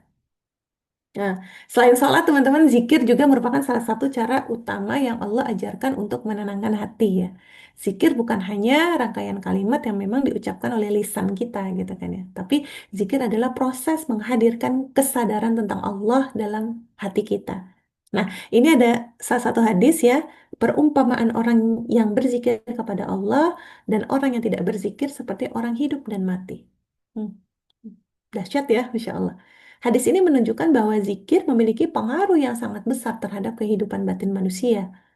Hati yang jauh dari zikir akan mudah merasakan kosong dan cepat lelah tanpa hubungan yang kuat dengan Allah. Nah, hati manusia seperti tanah yang kering dan tidak mendapatkan air, teman-teman. Sebaliknya, hati yang terbiasa berzikir memiliki ketahanan yang lebih kuat ketika menghadapi tekanan hidup. Nah, zikir mengingatkan bahwa manusia membutuhkan Allah. Nah, ketika seseorang mengucapkan tasbih, tahmid, istighfar dengan penuh kesadaran gitu ya, hatinya perlahan menjadi lebih ringan. Zikir insya Allah membantu melepaskan kegelisahan yang menumpuk di dalam diri dan menggantinya dengan rasa dekat dengan Allah. Nah, karenanya teman-teman para ulama itu sering menyebut zikir sebagai obat bagi hati. Ini zikir ya, yang ketiga. Yang terakhir gitu ya, bersandar pada doa. Jadi selain tawakal, sholat, zikir, nah Islam juga mengajarkan manusia untuk menjadikan doa sebagai tempat bersandar ketika hatinya sedang lelah. Doa ini kan apa? Dialog ya antara kita dengan Rabb kita. Di dalam doa, seorang hamba dapat berbicara kepada Allah dengan penuh kejujuran, gitu kan ya. Ia dapat mengungkapkan seluruh yang ada di dalam hatinya tanpa takut dihakimi atau disalahpahami. Nah, teman-teman di dalam doa, seseorang boleh menangis di hadapan Allah. Ia boleh mengadukan kesedihannya, mengakui kelemahannya, dan meminta pertolongan dari Allah. Allah tidak melarang manusia mengungkapkan emosinya. Justru Allah membuka pintu besar-besar agar manusia tidak memendam semua beban di hatinya sendirian. Nah, Rasulullah mengajarkan banyak doa gitu kan ya, yang dibacakan ketika seseorang tuh merasa sedih, merasa gelisah. Nah, ini salah satunya ya di hadis riwayat Bukhari, ya Allah sesungguhnya aku berlindung kepadamu dari kegelisahan dan kesedihan. Jadi boleh teman-teman kita berdoa. Nah, doa ini menunjukkan bahwa Islam mengakui keberadaan emosi manusia, gitu ya. Kegelisahan, kesedihan adalah bagian dari pengalaman hidup manusia. Dan Allah memberikan jalan agar manusia dapat menyalurkan perasaan itu dengan benar. Jadi Islam tuh tidak pernah menyuruh manusia mematikan emosinya. Islam mengajarkan manusia untuk mengarahkan emosinya pada Allah. Ketika kesedihan, gitu ya, eh, kalau kalau sedih gitu ya, kita kan kalau curhat sama manusia gitu ya, kadang justru akhirnya kekecewaan gitu ya. Eh, Malah digunjing gitu ya, atau dijudge gitu ya. Ketika kesedihan ini kita bawa pada Allah, ia bisa merubah menjadi ketenangan dan harapan baru, hope gitu ya. Karenanya eh, kita punya jangkar lain bersandar pada doa. Ya, ini 4 hal yang bisa kita eh, jadikan arahan ketika jiwa kita mulai oleng. Ada yang sampai sampai sini paham? Boleh kasih jempol. Ada 4 ya teman-teman. Bersandar pada Allah lewat tawakal gitu ya. Bersandar pada sholat, bersandar pada zikir, bersandar pada doa. Paham? Kalau paham boleh kasih jempol. Teman-teman di kolom komentar gitu ya sambil Umu lihat. Umu kecepatan nggak? Paham ya insya Allah ya? Oke. Baik. Ini sesi yang terakhir insya Allah. Eh, apa Ramadan waktu terbaik untuk memulihkan jiwa ya, insya Allah. Ini eh, bahasan terakhir insya Allah di dalam kajian subuh kita kali ini. Teman-teman, eh, Ramadan ya kita kita alhamdulillah disampaikan Allah di Ramadan kali ini ya. Namun teman-teman, Ramadan itu sering dipahami hanya bagian dari ya udah bulan puasa, banyak orang melihat ini gitu ya. Oh, ya udah nahan lapar, nahan haus gitu ya dari terbit fajar sampai matahari terbenam gitu ya. Padahal jujur kalau misalkan kita lihat deep dari dalam, Ramadan itu bukan sekadar latihan menahan diri secara fisik. Ramadan adalah musim di mana Allah membukakan pintu-pintu pemulihan jiwa bagi hambanya. Training massal gitu ya istilahnya. Ramadan ini kalau diperhatikan teman-teman, bulan di mana ritme hidup manusia diarahkan kembali pada Allah. Aktivitas-aktivitas yang dilakukan di bulan ini nih bukan hanya ibadah ritual, tapi juga sarana yang sangat kuat untuk menata kembali hati kita yang lagi lelah, gitu kan ya. Menenangkan pikiran, memulihkan jiwa yang mungkin selama ini nih eh, full terbebani oleh kehidupan. Karena itu teman-teman, banyak orang merasakan sesuatu yang berbeda ketika Ramadan gitu ya. Hati yang sebelumnya terasa berat menjadi lebih ringan. Kalau mereka benar-benar fighting optimal di Ramadan ya. Kegelisahan yang sebelumnya menguasai pikiran pelan-pelan mereda. Ada suasana ketenangan yang nggak bisa dijelaskan gitu ya. Seolah-olah jiwa memang menemukan tempat untuk beristirahat setelah 11 bulan gitu ya. Nah, ini sebenarnya Ramadan ini bisa jadi momen gitu ya, di mana kolbu kita, hati kita itu eh, apa namanya berujar gitu ya. Ya Allah, akhirnya aku semangat untuk pulang gitu ya. Nah, teman-teman hal ini nggak terjadi tanpa sebab ya. Kenapa? Karena di dalam Ramadan Allah mengumpulkan berbagai ibadah yang secara spiritual dan psikologis memang memiliki dampak besar terhadap kesehatan jiwa manusia. Nah, apa aja? Ini at least ada 5 ya. Ini sama yang akan kita bahas. Kenapa kok kalau Ramadan ya benar-benar teman-teman optimalkan itu biasanya jiwa teman-teman itu ada refreshment gitu ya. Nah, yang pertama tilawah, menghidupkan hati dengan kalam Allah. Nah, salah satu ibadah yang sangat menonjol di bulan Ramadan kan memang membaca Al-Quran ya. Nah, Ramadan memiliki hubungan yang sangat erat dengan Al-Quran. Karena bahkan ya pada bulan ini kan wahyu pertama kali diturunkan gitu kan. Nah, teman-teman, Allah berfirman, ada di Quran surat Al-Baqarah ayat 185, bulan Ramadan adalah bulan yang di dalamnya diturunkan Al-Quran sebagai petunjuk bagi manusia. Jadi Al-Quran bukan hanya kitab hukum atau kumpulan aturan gitu kan ya. Al-Quran juga merupakan obat bagi hati manusia. Nah, teman-teman salihah, banyak ayat di Al-Quran yang berbicara langsung kepada perasaan manusia. Menghibur orang yang sedih, menguatkan orang yang lemah, memberikan harapan kepada orang yang merasa kehilangan arah gitu ya. Nah, ketika seseorang membaca Al-Quran dengan hati yang hadir, ia tidak hanya membaca teks, ia seolah-olah sedang mendengarkan kalam Allah yang berbicara pada dirinya. Ayat-ayat Al-Quran seringkali itu menyentuh bagian terdalam dari jiwa manusia. Seolah-olah Allah memahami seluruh kegelisahan yang ada di dalam hati kita. Karena itu nggak sedikit dari kita yang merasakan ketenangan yang mendalam ketika membaca Al-Quran di bulan Ramadan. Tilawah itu menjadi seperti air yang menyirami hati yang kering. Jadi berbanyak tilawah kalau memang kita pingin hati kita tenang. Ya, teman-teman. Nah, yang kedua, ini di slide ya, zikir menenangkan hati yang gelisah. Nah, selain tilawah, Ramadan juga kan memperbanyak ruang bagi zikir ya, teman-teman. Zikir mengingatkan manusia bahwa, oh, di balik segala kesibukan dunia, ada Rob yang selalu dekat dengan kita. Ketika seseorang memperbanyak zikir gitu ya, pikirannya perlahan menjadi tenang. Kalimat-kalimat zikir ya, ada tasbih, ada tahmid, ada tahlil, mungkin juga istighfar. Itu mengembalikan kesadaran manusia kepada satu kenyataan penting bahwa hidup ini berada di dalam pengaturan Allah.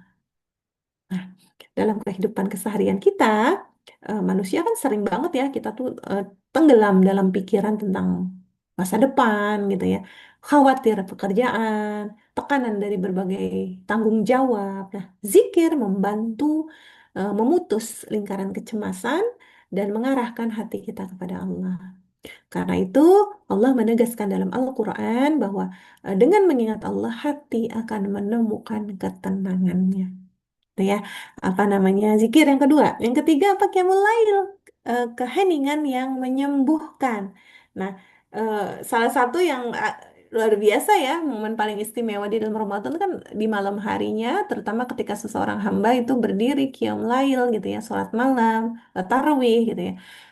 Itu Masya Allah, apa namanya, sebuah aktivitas pembeda dengan bulan-bulan lain. Nah, malam di bulan Ramadan itu suasananya berbeda gitu kan ya. Hati manusia yang biasanya sibuk dengan duniawi gitu ya, kemudian ditukar dengan tarawih dan lain sebagainya. Nah, qiyamul lail, sholat malam, tarawih itu memberikan ruang bagi manusia untuk mengosongkan hatinya dari beban. Sujud yang panjang, di situ kita bisa merasakan kedekatan yang sangat dalam dengan Allah. Banyak orang yang merasakan bahwa air matanya gitu ya jatuh dalam sholat malam, di malam-malam tenang di Ramadan gitu ya, membawa kelegaan yang sulit dijelaskan. Nah, seolah-olah sebagian beban yang ada tuh ikut larut dalam tangisan itu, dalam doa-doa yang dimunajatkan pada Allah. Jadi Qiyamul Lail salah satunya ya. Nah, kemudian apa doa di mana kita mengadu kepada Rob yang Maha mendengar ya. Jadi kita paham ya bahwa Ramadan juga dikenal dengan bulan-bulan doa gitu ya. Dalam banyak riwayat disebutkan bahwa doa orang yang berpuasa itu kan memiliki kedudukan yang sangat mulia di sisi Allah gitu kan ya. Puasa melembutkan hati kita. Nah, ketika tubuh menahan lapar dan dahaga, hati menjadi lebih peka. Nah, pada saat itu doa keluar dengan lebih jujur dan lebih dalam. Di dalam doa, seseorang bisa mengadukan seluruh isi hatinya pada Allah. Ia bisa menceritakan kelelahannya, apa namanya, kesedihannya, dan Allah Maha mendengar. Ketika seorang hamba berdoa dengan tulus, ia sedang meletakkan beban hatinya di hadapan Allah. Masya Allah ya. Nah, yang terakhir sedekah, teman-teman. Menguatkan jiwa dengan memberi gitu ya. Nah, Ramadan kan juga dikenal dengan bulan sedekah. Rasulullah Shallallahu Alaihi Wasallam adalah orang yang paling dermawan ya, dan kedermawanan beliau semakin bertambah di bulan Ramadan. Di banyak kisah di explain demikian. Nah, sedekah ini memiliki pengaruh yang sangat besar pada kesehatan jiwa manusia. Ketika seseorang memberi kepada orang lain, hatinya merasakan makna yang lebih dalam dari kehidupan. Ia menyadari bahwa hidup bukan hanya tentang menerima, tapi juga tentang berbagi. Hidup tidak berputar hanya pada dirinya sendiri. Nah, membantu manusia keluar dari lingkaran kegelisahan yang em, apa namanya, yang berat itu akan berimpact bahwa kita juga akan merasakan lebih kuat diri kita. Ya, orang-orang yang membantu orang lain yang membutuhkan seringkali menemukan bahwa kebahagiaan itu justru muncul dari tindakan memberi. Masya Allah ya. Eh, Bisa dibilang Ramadan itu tempat pulang bagi jiwa kita. Semua ibadah yang terkumpul di Ramadan ya, tilawah, zikir, qiyamul lail, doa, sedekah, itu bukan kebetulan. Allah menyusun bulan ini sebagai sebuah sistem yang menghidupkan kembali hubungan manusia dengan Rohnya. Ketika koneksi atau hubungan itu lebih kuat gitu ya, hati manusia perlahan menemukan ketenangannya. Karena itu teman-teman solihah, tidak sedikit orang yang merasakan sesuatu yang berbeda di bulan Ramadan.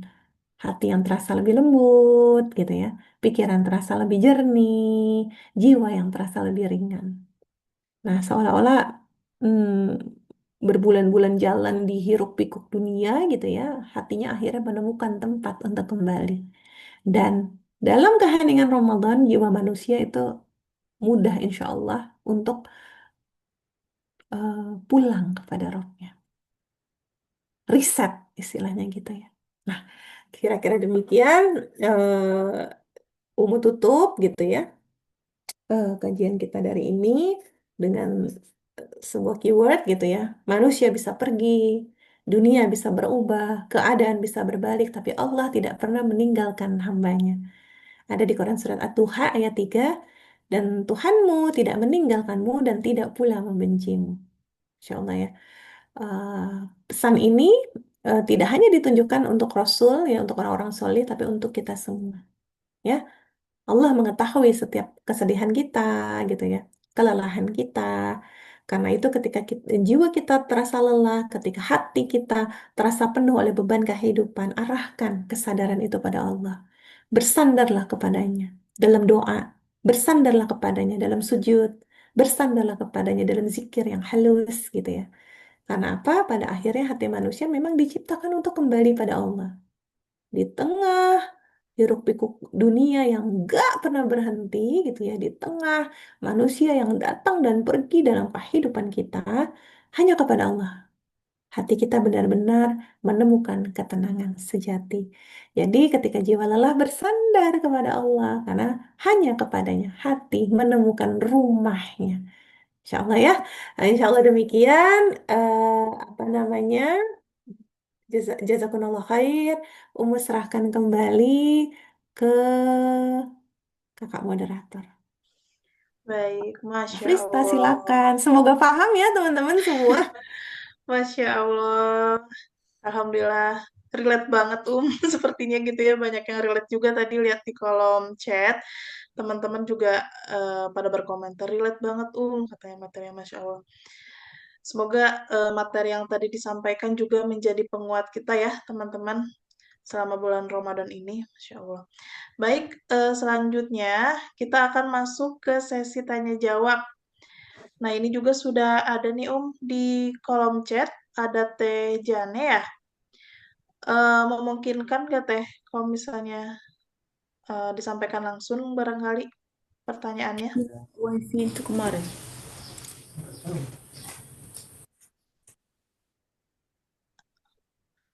Oh, Masya Allah. Ada Teh Nida. Ini mau bertanya Teh Nida.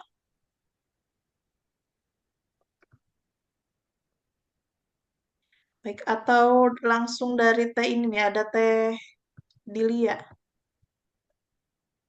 Baik Teh, mohon izin apakah saya boleh off kamera? Oh ya, boleh. Silahkan, Teh. Baik, terima kasih.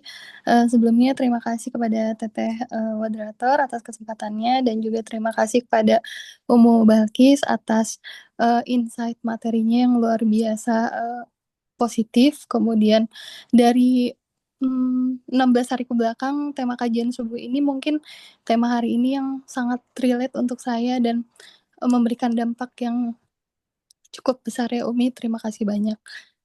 Sedikit bercerita mungkin Umi kalau berkenan. Ya. Saya adalah seorang ibu tunggal dari seorang anak laki-laki. Sekarang anak saya 7 tahun, alhamdulillah sudah SD. Kemudian anak saya adalah yatim sedari kandungan, Umi. Karena qadarullah suami saya wafat ketika saya mengandung 4 bulan dulu. Mohon maaf. Kemudian qadarullah juga saya sudah ditinggal oleh kedua orang tua saya. Sehingga saat ini saya hanya tinggal berdua bersama anak. Nah, kemudian Umi, kadang saya suka denial dengan semua permasalahan yang ada begitu Umi, karena di rumah saya harus berperan sebagai seorang ibu. Saya mau jadi ibu yang menyenangkan untuk anak saya nggak pernah mau memperlihatkan segala beban atau kesedihan saya di hadapan anak saya karena saya tidak mau dia berkecil hati begitu. Kemudian di tempat bekerja, alhamdulillah saya sebagai tenaga pengajar di tempat bekerja juga saya selalu memberikan branding yang positif begitu Umi ya, karena saya juga tidak mau orang lain melihat diri saya sebagai sosok yang memiliki kekurangan gitu. Namun pada akhirnya hal tersebut malah yang saya takut hal tersebut menghilangkan atau sedikit demi sedikit mengurangi fitrah saya sebagai perempuan begitu, karena saya struggling untuk diri saya, untuk anak saya gitu, dan saya juga bukan tipe orang yang suka cerita atau curhat ke teman. Jadinya saya menanggung itu semua sendiri dan kadang denial gitu, dan saya merasa jiwa saya lelah, tapi saya belum tahu bagaimana cara merilisnya gitu. Dari tips-tips yang tadi insya Allah akan saya amalkan gitu, dan mungkin yang saya tanyakan bagaimana cara, apakah boleh mendenial segala perasaan lelah atau beban dalam jiwa kita, dan bagaimana cara agar saya tidak sedikit demi sedikit berkurang fitrah saya sebagai wanita yang mungkin seharusnya ada seseorang yang memprovide saya gitu. Tapi dalam kondisi saat ini ya saya harus struggling berjuang sendiri. Demikian, terima kasih atas kesempatannya. Ya. Ini mau langsung jawab ya, Teh Prista? Ya, baik, enaknya gimana? Dari Umum mau ditampung dulu atau mau langsung? Langsung aja ya. Ya, Biar, boleh, biar Ah, langsung ini Masya ya. Allah. Masya Allah. Pertanyaan ini, Masya Allah ya, eh, pertanyaan yang menurut umum ini jujur banget gitu ya. Dan eh, ini seringkali terjadi gitu ya pada banyak ibu yang dimana ibu tersebut harus memikul tanggung jawab besar sendirian. Nah, Umu insya Allah akan menjawab dari pendekatan psikologi Islam ya. Kita akan bahas terkait dengan kasus pertama ini, tidak hanya untuk kakak penanya, tapi juga ini untuk sebagai pembelajaran kita bersama gitu ya. Nah, teman-teman salihah, pertama kita harus meluruskan asumsi dulu nih. Salah satu asumsi yang sering muncul dalam situasi seperti ini tuh kan, oh aku harus kuat di hadapan anak gitu ya. Eh, ini sekilas nih terasa mulia gitu kan ya. Seorang ibu ingin menjadi sandaran bagi anaknya. Nah, namun teman-teman ada hal yang perlu kita periksa lebih deep, lebih dalam gitu ya. Nah, teman-teman, sebenarnya anak-anak tuh nggak membutuhkan ibu yang selalu kuat. Itu. Anak-anak itu nggak membutuhkan ibu yang selalu kuat. Nah, yang dibutuhkan oleh anak itu adalah satu, ibu yang hadir, ibu yang hangat, ibu yang jujur secara emosional, ibu yang tetap menjadi tempat aman bagi dia. Nah ini, sebenarnya ini aja kebutuhan anak gitu ya. Jadi, kalau seorang ibu terlalu memaksakan diri menjadi kuat, kadang-kadang yang terjadi justru dua hal. Yang pertama, emosinya dipendam terlalu lama, atau yang kedua, jiwanya jadi lelah banget. Nah, kalau di psikologi ini, sebentar, ini ada pop up. Nah, sebentar. Nah, kalau di psikologi ini sering disebutnya emotional suppression, disupres gitu ya. Nah, emosi kan nggak bisa hilang, teman-teman. Kalau kita kita kita supres, dia itu nggak kemana-mana kan. Jadi hanya disimpan. Nah, biasanya akan muncul dalam wujud kelelahan jiwa, mudah menangis, kehilangan kelembutan, merasa kosong. Nah, jadi penting untuk kita pahami bahwa menjadi ibu itu eh, yes, kita eh, apa namanya penting untuk menjadi kuat di hadapan anak, tapi ibu yang kuat itu bukan berarti meniadakan emosi. Nah, gitu. Nah, kemudian denial boleh nggak? Nah, teman-teman, denial ini kan sebenarnya ini adalah mekanisme pertahanan psikologis seseorang, ya. Nah, dalam kondisi trauma atau kehilangan besar, ini denial sering muncul ketika jiwa kita itu sebenarnya pengen bertahan sementara, gitu. Nah, jika seseorang terus hidup dalam kondisi denial, biasanya akan muncul dampak seperti kehilangan emosional, kehilangan kelembutan, merasa hidup seperti mesin, gitu ya. Nah, dan sulit merasakan kebahagiaan. Nah, dalam Islam, model yang diajarkan itu bukan denial, tapi ngadu ke Allah. Eh, Apa namanya? Eh, jadi bukannya aku nggak sedih gitu ya, tapi bahkan ya tadi ya kita sudah bahas di Quran surat Yusuf ya ketika Nabi Yakub sedih gitu ya, sesungguhnya aku hanya mengadukan kesedihanku kepada Allah. Nah, eh, di sini kita jadi paham bahwa Islam tuh nggak meminta kita untuk menyangkal emosi kita. Islam mengajarkan kita untuk mengarahkan emosi kita kepada Allah. Nah, itu. Kemudian tentang fitrah, eh, fitrah perempuan yang merasa hilang gitu ya. Ini sebenarnya menarik untuk kita diskusikan bareng-bareng. Ketika seseorang perempuan harus memikul dua peran sekaligus sebagai ibu, sebagai pengganti fungsi parents gitu ya. Seringkali secara psikologis dia mengalami apa yang disebut overcompensation. Ia harus merasa lebih kuat, lebih rasional, lebih keras, lebih tahan banting istilahnya ya. Nah, perlahan sifat ini sangat alami di dalam diri perempuan eh, menjadi eh, apa istilahnya decline. Decline itu turun. Kita kita sama-sama tahu ya, beberapa sifat alami perempuan, kelembutan, kebutuhan untuk bersandar, kebutuhan untuk dirawat, kebutuhan untuk didengar, ini menjadi tersupres. Nah, padahal ini kan eh, apa namanya? Ini menjadi danger kepada fitrah perempuanannya. Nah, teman-teman salihah di dalam Islam perempuan tidak diciptakan untuk menjadi mesin ketahanan. Allah menciptakan perempuan dengan hati yang lembut dan penuh rahmah. Rasulullah sendiri bahkan menggambarkan perempuan itu sebagai sesuatu yang lembut dan berharga. Artinya, ketika seorang ibu merasa bahwa dirinya kehilangan kelembutan, itu sebenarnya bukan karena ia lemah, tapi itu justru karena terlalu lama menahan beban sendirian. Tapi kakak penanya kan tadi aware ya, sadar. Ini menurut Umu ini sudah suatu eh, poin plus. Artinya sadar kondisi diri. Ini bagian awal dari titik kesembuhan. Kalau sadar, insya Allah bisa pulih. Kalau belum sadar, what's wrong with me, itu malah yang susah pulih. Jadi menurut Umu, alhamdulillahnya kakak penanya sudah paham kondisi dirinya, sehingga insya Allah mudah untuk pulih. Nah, lantas bagaimana cara agar kita tidak kehilangan fitrah keperempuanan kita? Yang pertama, izinkan kalau diri kita ingin merasa lelah. Izinkan. Ini langkah pertama, banyak ibu merasa bersalah kalau dia ngakuin kalau dirinya lelah gitu ya. Izinkan, karena kita paham ya, Rasulullah aja itu kan eh, mengakui kelelahannya, mengakui kesedihannya. Jadi izinkan yang pertama. Yang kedua, jangan memerankan dua peran secara ekstrim.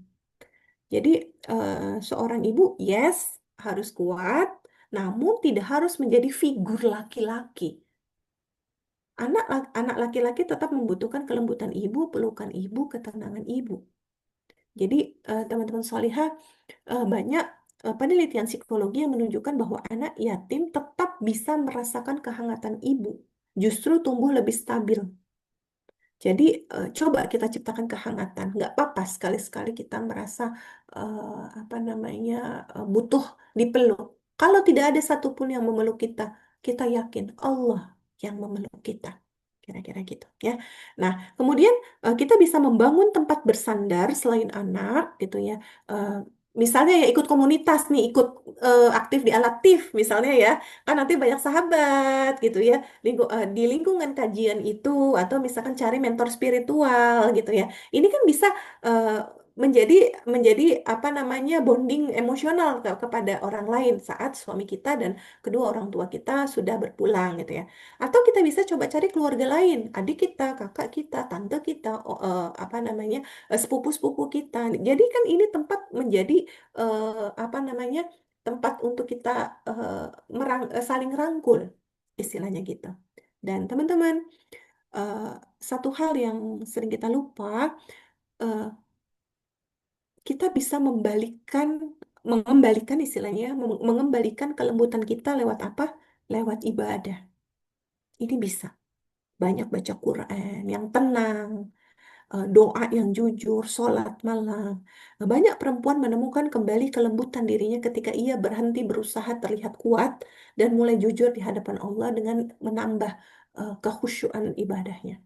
Ya, kira-kira itu. Jadi, insya Allah mau doakan teman-teman yang lain juga di sini doakan supaya kakak penanya strong, ya, luar biasa. Terus semangat ya, semoga apa yang Umi sampaikan bisa menjawab. Masya Allah, Jazakillah khair, jawabannya. Aman ya, Teh Dilia terjawab. Semoga Teteh semangat, semoga senantiasa Allah tolong dan Allah kuatkan ya, Teh Dilia. Amin, amin. Terima kasih banyak Teh. Umu Balkis juga terima kasih. Terima kasih doanya. Mohon selalu didoakan supaya saya selalu diberi kekuatan dan kemudahan. Terima kasih. Amin, Insya Allah. Baik, izin ada yang bertanya tadi tuh di kolom chat, izin dibacakan ya, ya. Izin bertanya, secara psikologis Islam, sholat adalah sarana regulasi emosi. Namun, biasanya sholat terasa sangat khusyuk ketika sedang memiliki masalah hingga bisa menangis. Sedangkan ketika kondisi sedang cukup baik, sedang sibuk dengan berbagai aktivitas, sholat 5 waktu sering terasa seperti rutinitas saja. Pertanyaannya, bagaimana cara umum, bentar, bentar, Agar setiap ya, bagaimana ya. cara agar setiap sholat tetap terasa bermakna dan khusyuk, meskipun dalam kondisi yang mungkin cukup baik, bahkan ketika sedang berada di tengah-tengah kesibukan aktivitas. Jadi lebih bertanya gimana sih cara gitu ya, tips-tips barangkali ya, Masya Allah ya. Iya. Masya Allah, ini teman-teman solihah apa namanya banyak orang yang mengira kalau khusyuk itu adalah kondisi spiritual yang stabil ya.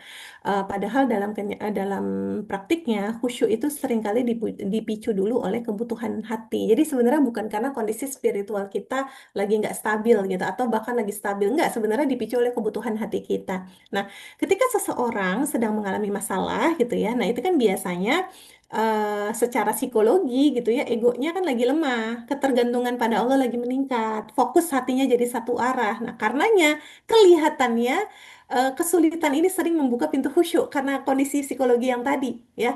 Egonya lagi lemah, ketergantungan pada Allah meningkat dan fokus hatinya lagi ke satu arah nyari solusi problem tadi. Nah, di situ sering membuka pintu khusyuk karena kadang kalau kita lagi ada masalah kondisi itu masalah-masalah ini membuat kesombongan hati manusia itu runtuh gitu ya. Itu reasonnya gitu. Kalau kita kupas dari sisi psikologi, kenapa sih kalau lagi banyak problem kok malah khusyuk gitu ya? Ya sebenarnya tadi yang mau sampaikan itu reasonnya. Nah, terus kan kita nggak mau ya ada di dalam masalah terus gitu ya. Terus gimana nih kalau kita lagi normal hidup kita gitu ya. Apa namanya? Terus kita ngerasa ngerasa ngerasa rutin apa jadi kayak rutinitas gitu ya. Nah, teman-teman, sebenarnya ini menarik ya kalau kita kupas dari sisi psikologi. Eh, ini sebenarnya ya memang seperti itu sifat dasar manusia kalau tidak diarahkan gitu ya. Ada fenomena psikologis yang disebut adaptation istilahnya. Jadi kalau lagi udah stabil ya, lagi pikiran kita kan jadi fokus lagi, perhatiannya terbagi-terbagi lagi dengan segala aktivitas kita, hati kita merasa cukup akibatnya. Sholat terasa seperti rutinitas gitu ya. Bahkan sebagian para ulama, umum pernah baca gitu ya, sebagian para ulama itu mengatakan khusyuk yang stabil sepanjang waktu hampir tidak dimiliki kecuali orang-orang yang sangat tinggi makomnya gitu ya. Nah kan kita kan mostly all of us di sini tuh nggak begitu gitu kan ya, yang khusyuk everyday. Jadi sebenarnya naik turunnya rasa dalam sholat itu adalah manusiawi. Tapi kan nggak boleh dibiarkan ya. Nah terus gimana nih ikhtiar kita agar sholat tetap hidup meskipun kita lagi happy gitu. Yang pertama teman-teman coba ubah tujuan sholat. Gitu. Jadi sholat itu bukan lagi alat untuk mencari ketenangan atau mencari solusi. Ubah tujuan sholat untuk apa? Ya Allah, hamba ingin bertemu dengan Allah. Itu yang mau lakukan. Ketika tujuan ini berubah, pengalaman sholatnya jadi berubah juga. Jika tujuan kita hanya hanya mencari rasa haru, emosi nggak muncul. Sholat terasa hambar. Tapi kalau tujuan kita adalah menghadap kepada Allah gitu ya, maka sholat kita akan tenang tanpa distraction gitu ya. Imam Imam Ibnu Qayyim pernah menjelaskan bahwa sholat itu memiliki beberapa tingkatan gitu ya. Ada sholat yang lalai, ada sholat yang berjuang melawan lalai, ada sholat yang hadir, ada sholat yang menikmati kedekatan dengan Allah. Nah perhatikan, level teratasnya adalah menikmati kedekatan dengan Allah. Ya, jadi apa? Afwan ada anak distraksi. Afwan ya kalau ada back sound. eh Apa namanya? Oleh karena itu tadi kan mau bilang ubah tujuan sholatnya. Jadi apa? Ya Allah, hamba ingin bertemu denganmu. Karena tadi ya yang keempat level paling tinggi menurut Ibnu Qayyim, level dari sholat itu adalah menikmati kedekatan dengan Allah. Ya, kemudian masukkan tuh kesadaran sebelum takbir. Ini yang tips kedua ya. Coba kita buat diri kita sadar, conscious gitu ya sebelum takbiratul ihram. Jangan kita nih masih riwah nih, masih nyari-nyari kunci mobil gitu. Udah jangan gitu. Apa conscious dulu gitu. Eh, karena apa khusyuk tidak dimulai saat membaca Al-Fatihah, teman-teman. Khusyuk dimulai sebelum takbiratul ihram. Ya. Jadi kita buat conscious diri kita, ayolah kita sadar, aku sedang berdiri nih di hadapan Allah, gitu ya. Apa namanya? Ini ada kutipan menarik nih. Soalnya suka ya baca karya-karyanya Ibnu Qayyim ya. Ada satu kutipan menarik dari Ibnu Qayyim Al-Jauziyah. Beliau mengatakan, siapa yang mengenal kepada siapa ia berdiri, hatinya akan hadir. Kebayang nggak teman-teman? Ini kutipan yang Masya Allah menurut Ummu ya. Jadi siapa yang mengenal kepada siapa dia berdiri, hatinya akan hadir. Nah, ini kan seperti seseorang yang tiba-tiba sadar, iya, oh iya lagi berbicara dengan raja nih, berbicara dengan bos, dengan CEO gitu kan, dia kita langsung conscious gitu. Jadi make sure dulu sebelum takbiratul ihram kamu berdiri untuk ke siapa itu. Kira-kira gitu. Itu sebuah tips ya. Sebuah tips yang all of us bisa lakukan ya. Jadi pertama tadi apa? Ubah dulu tujuan niat. Yang kedua, eh, masukkan kesadaran sebelum takbiratul ihram. Nah, yang ketiga nih, penting. Kalau teman-teman belum tahu, coba pelajari makna bacaan sholatnya. Itu Masya Allah kan sebenarnya. Ketika kita ruku, Halo. sujud. Ya, teman-teman salihah, eh Halo. kayaknya mungkin harus sering-sering intip tema kajian yang alatif. Kadang-kadang kan juga tentang sholat segala macam. Jadi langsung follow, langsung cek recheck gitu ya, ikuti notification segala macam gitu ya. Kadang-kadang kita perlu tahu sholat yang benar tuh gimana, bacaannya apa artinya, maknanya apa.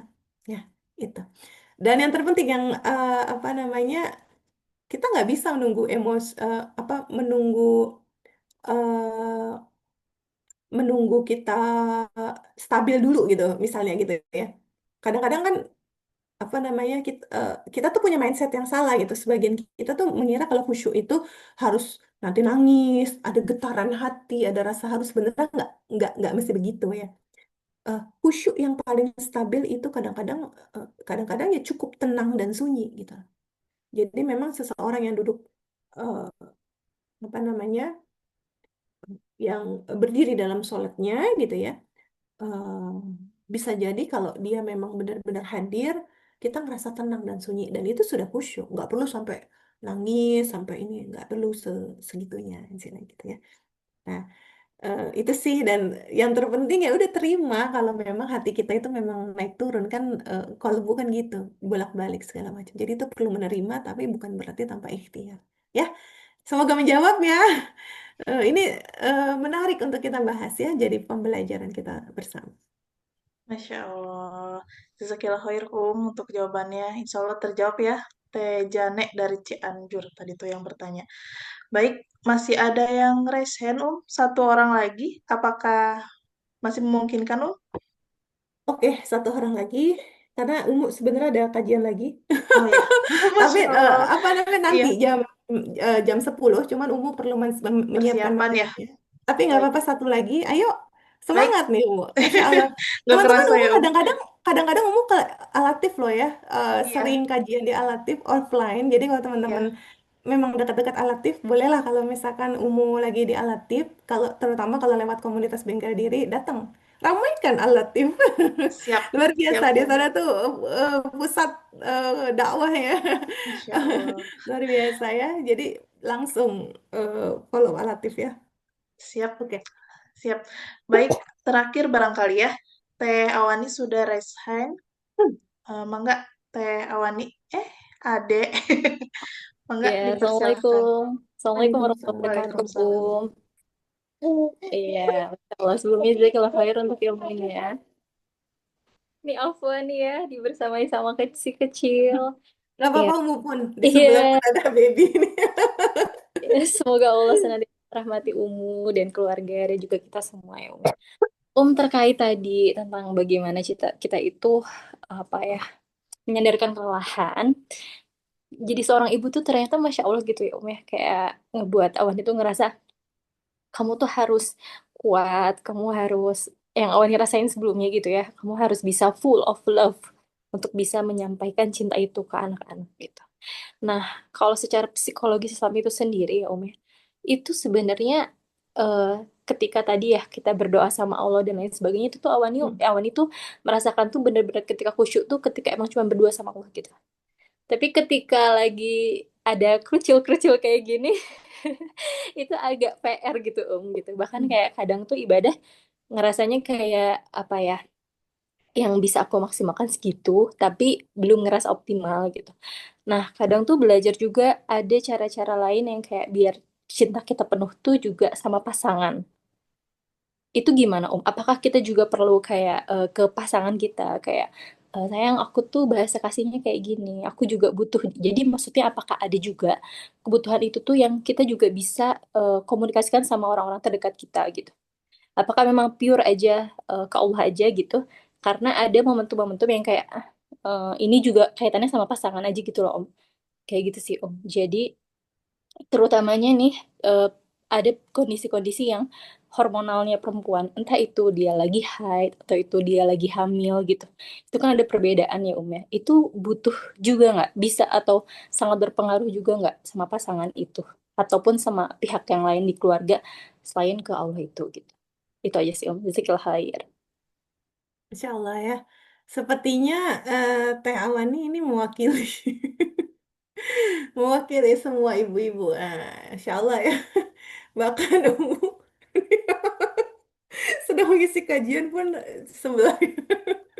Ya, ini mewakili ya. Tapi bukan berarti kita nggak bisa khusyuk. Jangan muncul.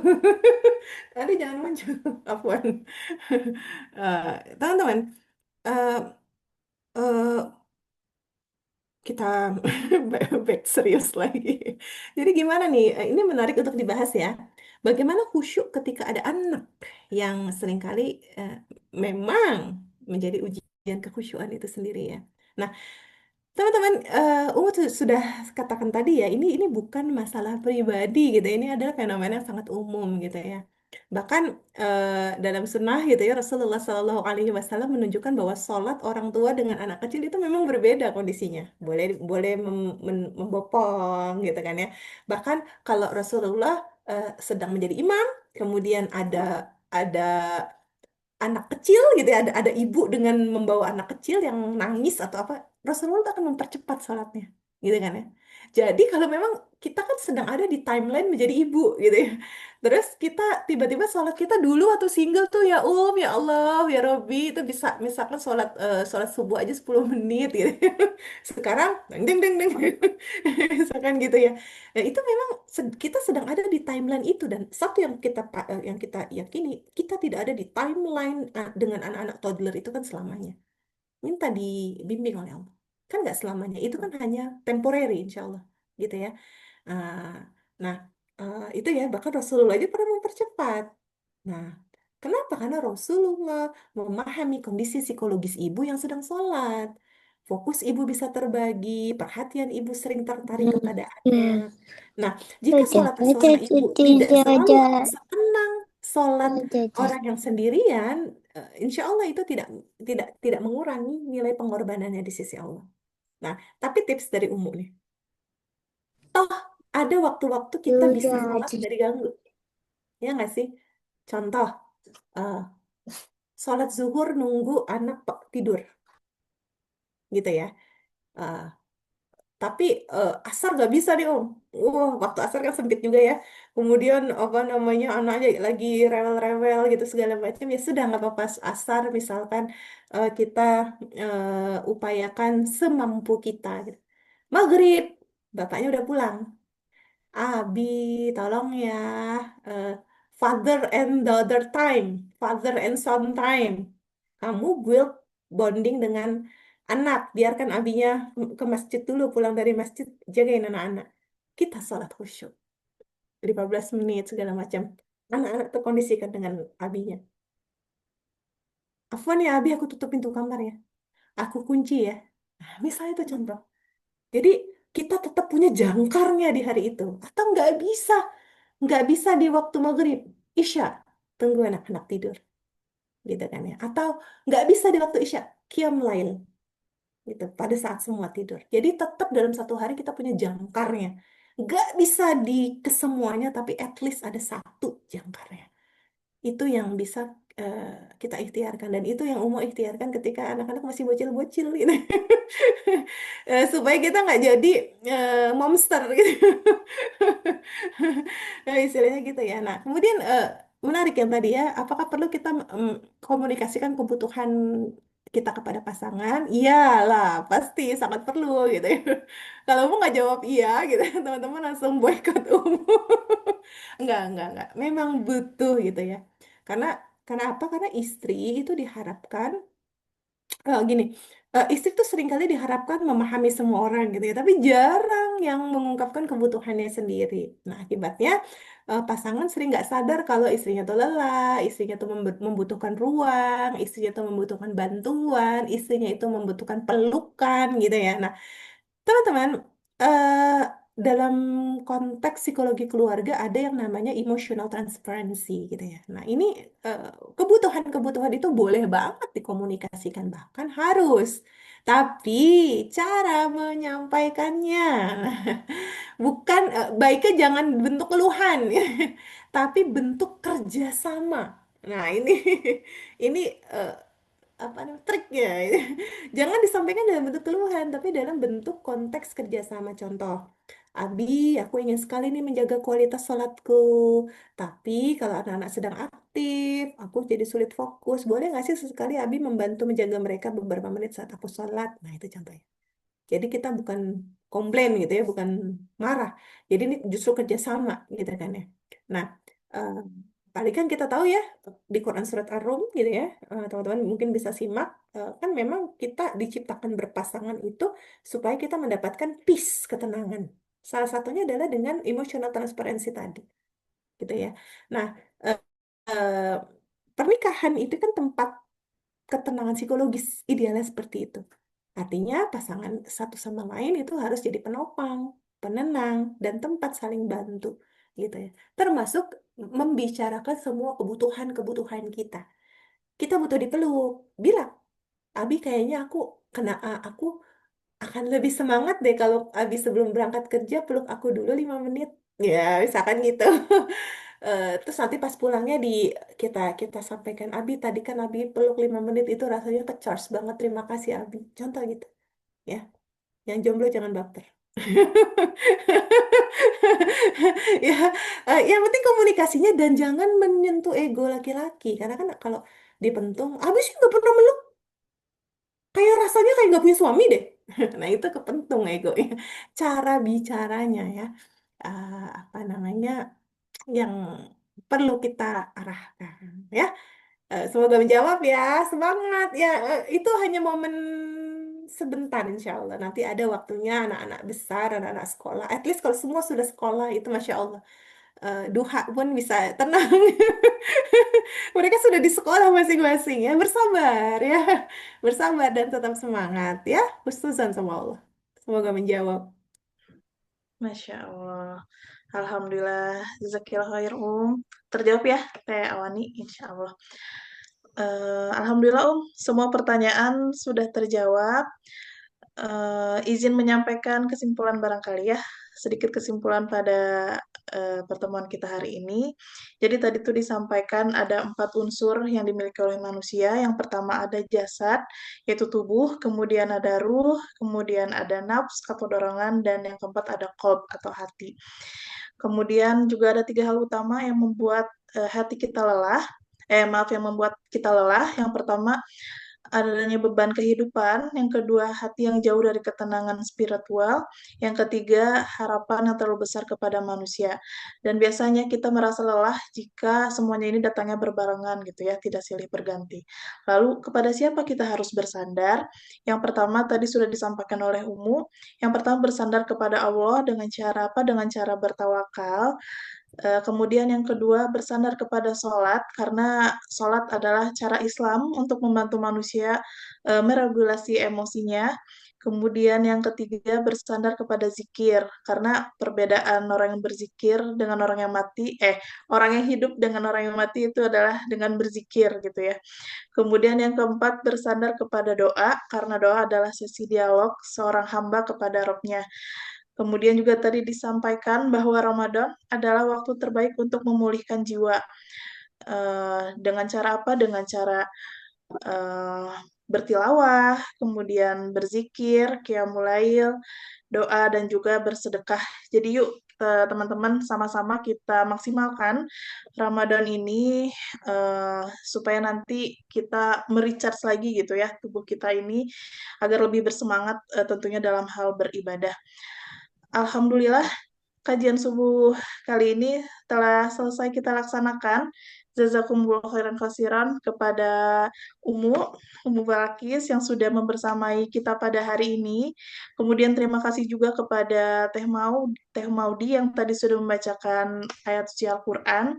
Kemudian terima kasih juga kepada teman-teman yang masih standby, Masya Allah sampai hampir jam 7 ya ya. Ini kita karena sama-sama semangat gitu. Jadi lebih lama gitu kajian pada hari ini. Kemudian terima kasih juga kepada kolaborator, ada Bengkel Diri dan juga Hujan Safir. Kemudian terima kasih juga kepada media partner kita, ada Bersama Bermakna, kemudian tulisan Ensa dan juga Happy Bandung. Baik, barangkali ada yang ingin disampaikan terlebih dahulu sebelum ditutup. Mungkin closing statement ya, teman-teman tetap Baik, semangat. Insya Allah kita tadi sudah belajar bahwa hati kita itu up and down gitu ya, tapi itu bukan menjadi sebuah alasan kita menyerah. Kita harus percaya Allah itu Ar-Rahman dan Ar-Rahim. Rahmannya Allah akan menghadirkan kelembutan di hati kita, kasih sayang di hati kita, dan strong resilience di hati kita. Jadi percaya aja Allah itu Ar-Rahman, Ar-Rahim. Insya Allah kita bisa pulang menuju Allah lagi, bersandar pada Allah lagi gitu ya.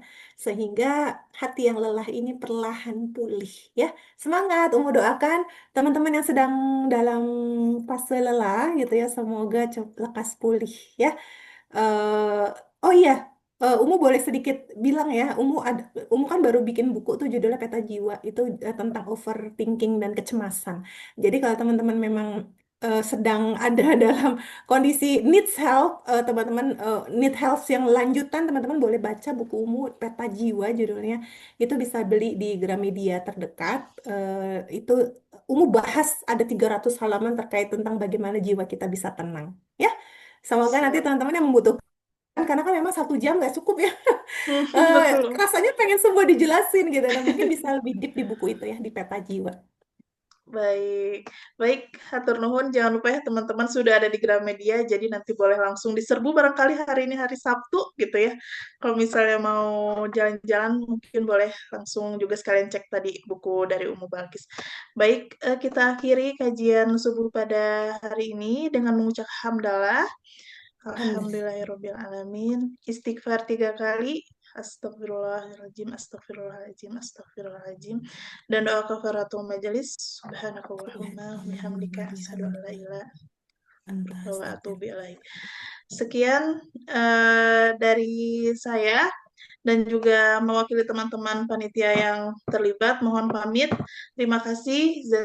Jazakumullah khairan kasiran. Wassalamualaikum warahmatullahi wabarakatuh. Dadah. Waalaikumsalam warahmatullahi Hatur nuhun. wabarakatuh.